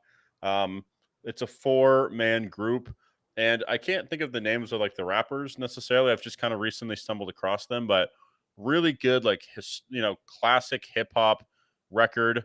They do a freestyle of JID's Never, and it's incredible. It's an amazing freestyle. I haven't quite dove into their catalog completely, but all the songs that I've heard, it's exactly it kind of they kind of remind me of Onyx a little bit from the 80s, Mm. but really really good. Big fan of them. I just recently stumbled across them, but been playing them at the gym and they've been excellent. So if you're into hip hop, highly recommend Coast Kostra. I think they're going to be a lot more big over the next couple of years, especially as people start to gain traction. I heard that freestyle you sent me, and that was good. And it's like good to see like another rap group come along because I don't think we've had like a really good like 3 or 4 man rap group in a while. Um, and that was pretty big when rappers were coming up. You kind of would have like a rap group, like whether it was NWA, Wu Tang Clan, a tribe called Quest, a couple other of these like hip hop groups where it seems like we really haven't had that. We've had like some artists do like albums where they just feature with each other for an entire album, like Bad Meets Evil, where you have some duos. But this was like a really refreshing, like newer rap group, and I haven't heard that in a while. And I think it's good because hip hop has fallen out of the top 40 for the first time in 35 years. So that's a pretty big deal. And it seems like it's kind of a genre right now that doesn't really have like a like solid direction. There's no like Jay-Z, Kanye, there's no Eminem, there's no real force. Like Drake isn't like a legit like number one. He's more of like a pop artist. And then there's a lot of drama with Kendrick. So like Kendrick is kind of the guy right now, but I feel like as a genre, hip hop is kind of in a transitionary period. We're coming out of like the trap, like mumble rap kind of phase where you still do have some of that a little bit, but I don't think it's as popular as it was when it was Future and Young Thug. So I do think there's going to be an opportunity for some new artists to really come up here. Yeah, I agree, and I hope it's someone like a JPEG Mafia. I know he's already been pretty prominent, but I'd love to see him release a classic again. JID, I think he's released a lot of good albums. I'd like to see him become the face of hip hop. Um, but this Coast Contra team, this team, they're a lot of fun. They just released their EP, The Fifth, which I did go ahead and listen to. That was a great listen. So I highly recommend their EP, The Fifth. Um, but they're a nice little group. They've been around for a while, but they just recently got signed a few years ago, and they haven't released their full like studio length album yet. So it's been a lot of EPs, but I think this is a group that can be really big and maybe be reminiscent of like what we saw in the early 2010s with like Odd Future, or in the 90s with like you mentioned Tribe Called Quest, but even like an Onyx group where I think they hit the world. They were in Jimmy Fallon recently, so I think they're starting to gain traction. I think they're going to be pretty big, and even bigger in the future. Are they from LA? They are from, yeah, they have origins in Philly and LA, it looks like. Okay, so a little bit of East Coast and West Coast. Yeah, that's a definitely a good formula there. So definitely check that group out. But what do you think? Kind of just seeing hip hop fall out of the top 40 for the first time. We've seen Morgan Wallen pretty much dominate, where I believe he had like 27 weeks in a row at number one on Billboard for his newest album, which is like fucking 5 hours long if you could get through that. No hate to Yeah. Morgan Wallen. Then you kind of had Taylor Swift, and it's almost that recession theory, where when we're kind of going through a recession in the US, then pop becomes more of a prominent genre and more popular. Hmm. Yeah, I haven't heard of the recession theory, but that's interesting to hear. I think the like hip hop right now is going through an identity crisis because all of the guys that you could say are the face of hip hop right now are all guys who have been the face of hip hop the last 10, 15 years. Like Kendrick's first album came out in 2010, and he's released all these great projects. He just released GNX, which is going to probably win a Grammy. Um, then you have Drake, who a lot of people are kind of getting out of taste with in the last couple of years. So I think they're just kind of wanting a new face of hip hop. I don't see anybody like a Playboy Cardi taking that throne. So even the people who are popular here, I just think they just kind of need a new face of hip hop.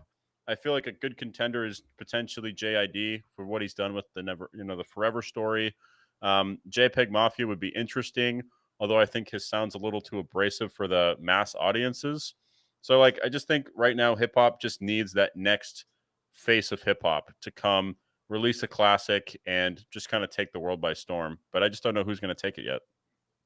Yeah, I don't like Kendrick like came out in like Good Kid Mad City was like acclaimed right away, and then like Eminem was very successful right away. Kanye like came out of the gate swinging, so like I can't really see someone like JID being like that mainstream, and he doesn't have like a sound that's very palatable for the mainstream. Typically it's not going to be like your Midwest chopper kind of style, and then JPEG Mafia, I feel like has just been around too long. So it's like if he was gonna be like a transcendent artist or potentially the face of a genre, I think he would have done it by now. Yeah, that's a good point. I mean, I think JPEG, he's been influential, but I don't think he's going to be like the face of hip hop. So I think it's going to be someone we don't know who it is yet. I think somebody who's in their basement or in their attic making beats right now, who's about to come out and shock the world and take over hip hop and put it in the right direction. Because like everybody that we've mentioned that has been the face of hip hop, whether it was Jay-Z or Kanye with College Dropout, you had Eminem release the Eminem Show, and that or the Slim Shady LP, and that immediately took off. So, Good Kid, Mad City was another massive project. So, I think it's going to be somebody we haven't seen yet to be the face. Yeah, and I think it usually happens right away because like Drake, like sure, does he have the numbers, but is he hip hop or is he more of just like a pop artist at this point? And then he's kind of a meme like after the Kendrick beef, and like he's released maybe you could argue two or three good albums objectively. As a hater, I would say none, like personally, but Yeah. Well, I just don't think it's going to be Drake anymore. He's had 15 years of a run. He's had a lot of sales, and he's had some classics in there that are appreciated by the masses. But I just think now we're entering into 2026. This is the halfway point of this decade. And so I just think we need a new face. Who's going to be the face of hip hop? So hopefully that person comes out very soon. yeah, and it's kind of like the trend has been like kind of more leaning towards nostalgic, more pop, and then country has kind of been more popular than it ever has before. Where you have like Morgan Wallen, Zach Bryan, Luke Combs just shattering all of these records at the top of a genre, and like country's like. Especially like modern country is not really my cup of tea. I like classic country. Like if we're talking about like Tex Williams, Roy Rogers, Johnny Cash, George Strait, like I like all of those like older country artists, but like for modern country, it's just kind of wild to see such like a formulaic, watered down sound be so popular. I get like Post Malone switched into the country genre as well, but it seems like that's been like the most dominant genre right now. I don't know if you've tried to like listen to a full like Morgan Wallen or like Luke Combs No. album before.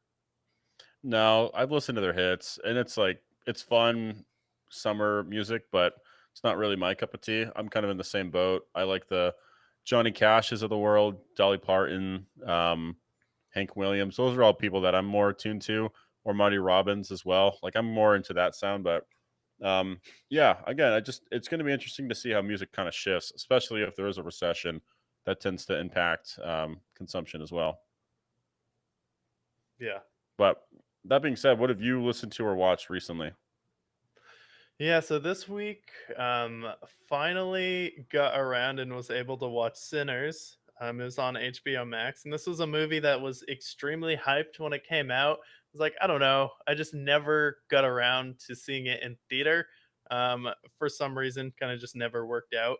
And then watching this movie that starts out with one of the most annoying tropes that movies have, which is let's have a narration scene with some animation and give away the entire lore of the movie. So the entire point of having a movie to build up the lore doesn't matter anymore. So that like out of the gate was kind of like eye roll. And then I didn't know going into the movie that Michael Jordan was playing two people and that Oh, they were twins. And no shade to Michael B. Jordan. I think he's a fine actor, but I don't think he's a good actor. So in no movie did ever want to see Michael Jordan play two people. And in this movie, I don't know how it was so critically acclaimed when he is so obviously playing two people in the same movie and the camera work. At no point do they make it believable that it's two separate people that could be twins. It just looks like Michael B. Jordan playing two of the same character in this movie. And it's kind of just goofy. I'm like, really? Are we doing this? And then I also didn't know the plot was just, oh, it's just vampires that are attracted to music, and that's kind of it. So the movie kind of just, it was a good movie. It was well done, but did it deserve all the critical acclaim? No. I get why some people would geek out over it, but it was just kind of like, that was fine. Could I ever see myself rewatching it? No. It was just, oh, vampires are attracted to music, and then they came in and destroyed the house we bought. Okay. Like, oh, that's it? All right. I guess so. And then you give away the entire lore at the beginning of the movie and you don't build on it. There's not really any interesting twists, and it's just a little bit too much of that melodramatic, like kind of like preacher style, too many like big speeches that like fall flat in the movie. So it's like it was fine, but did I think it was the best horror movie of the decade? No.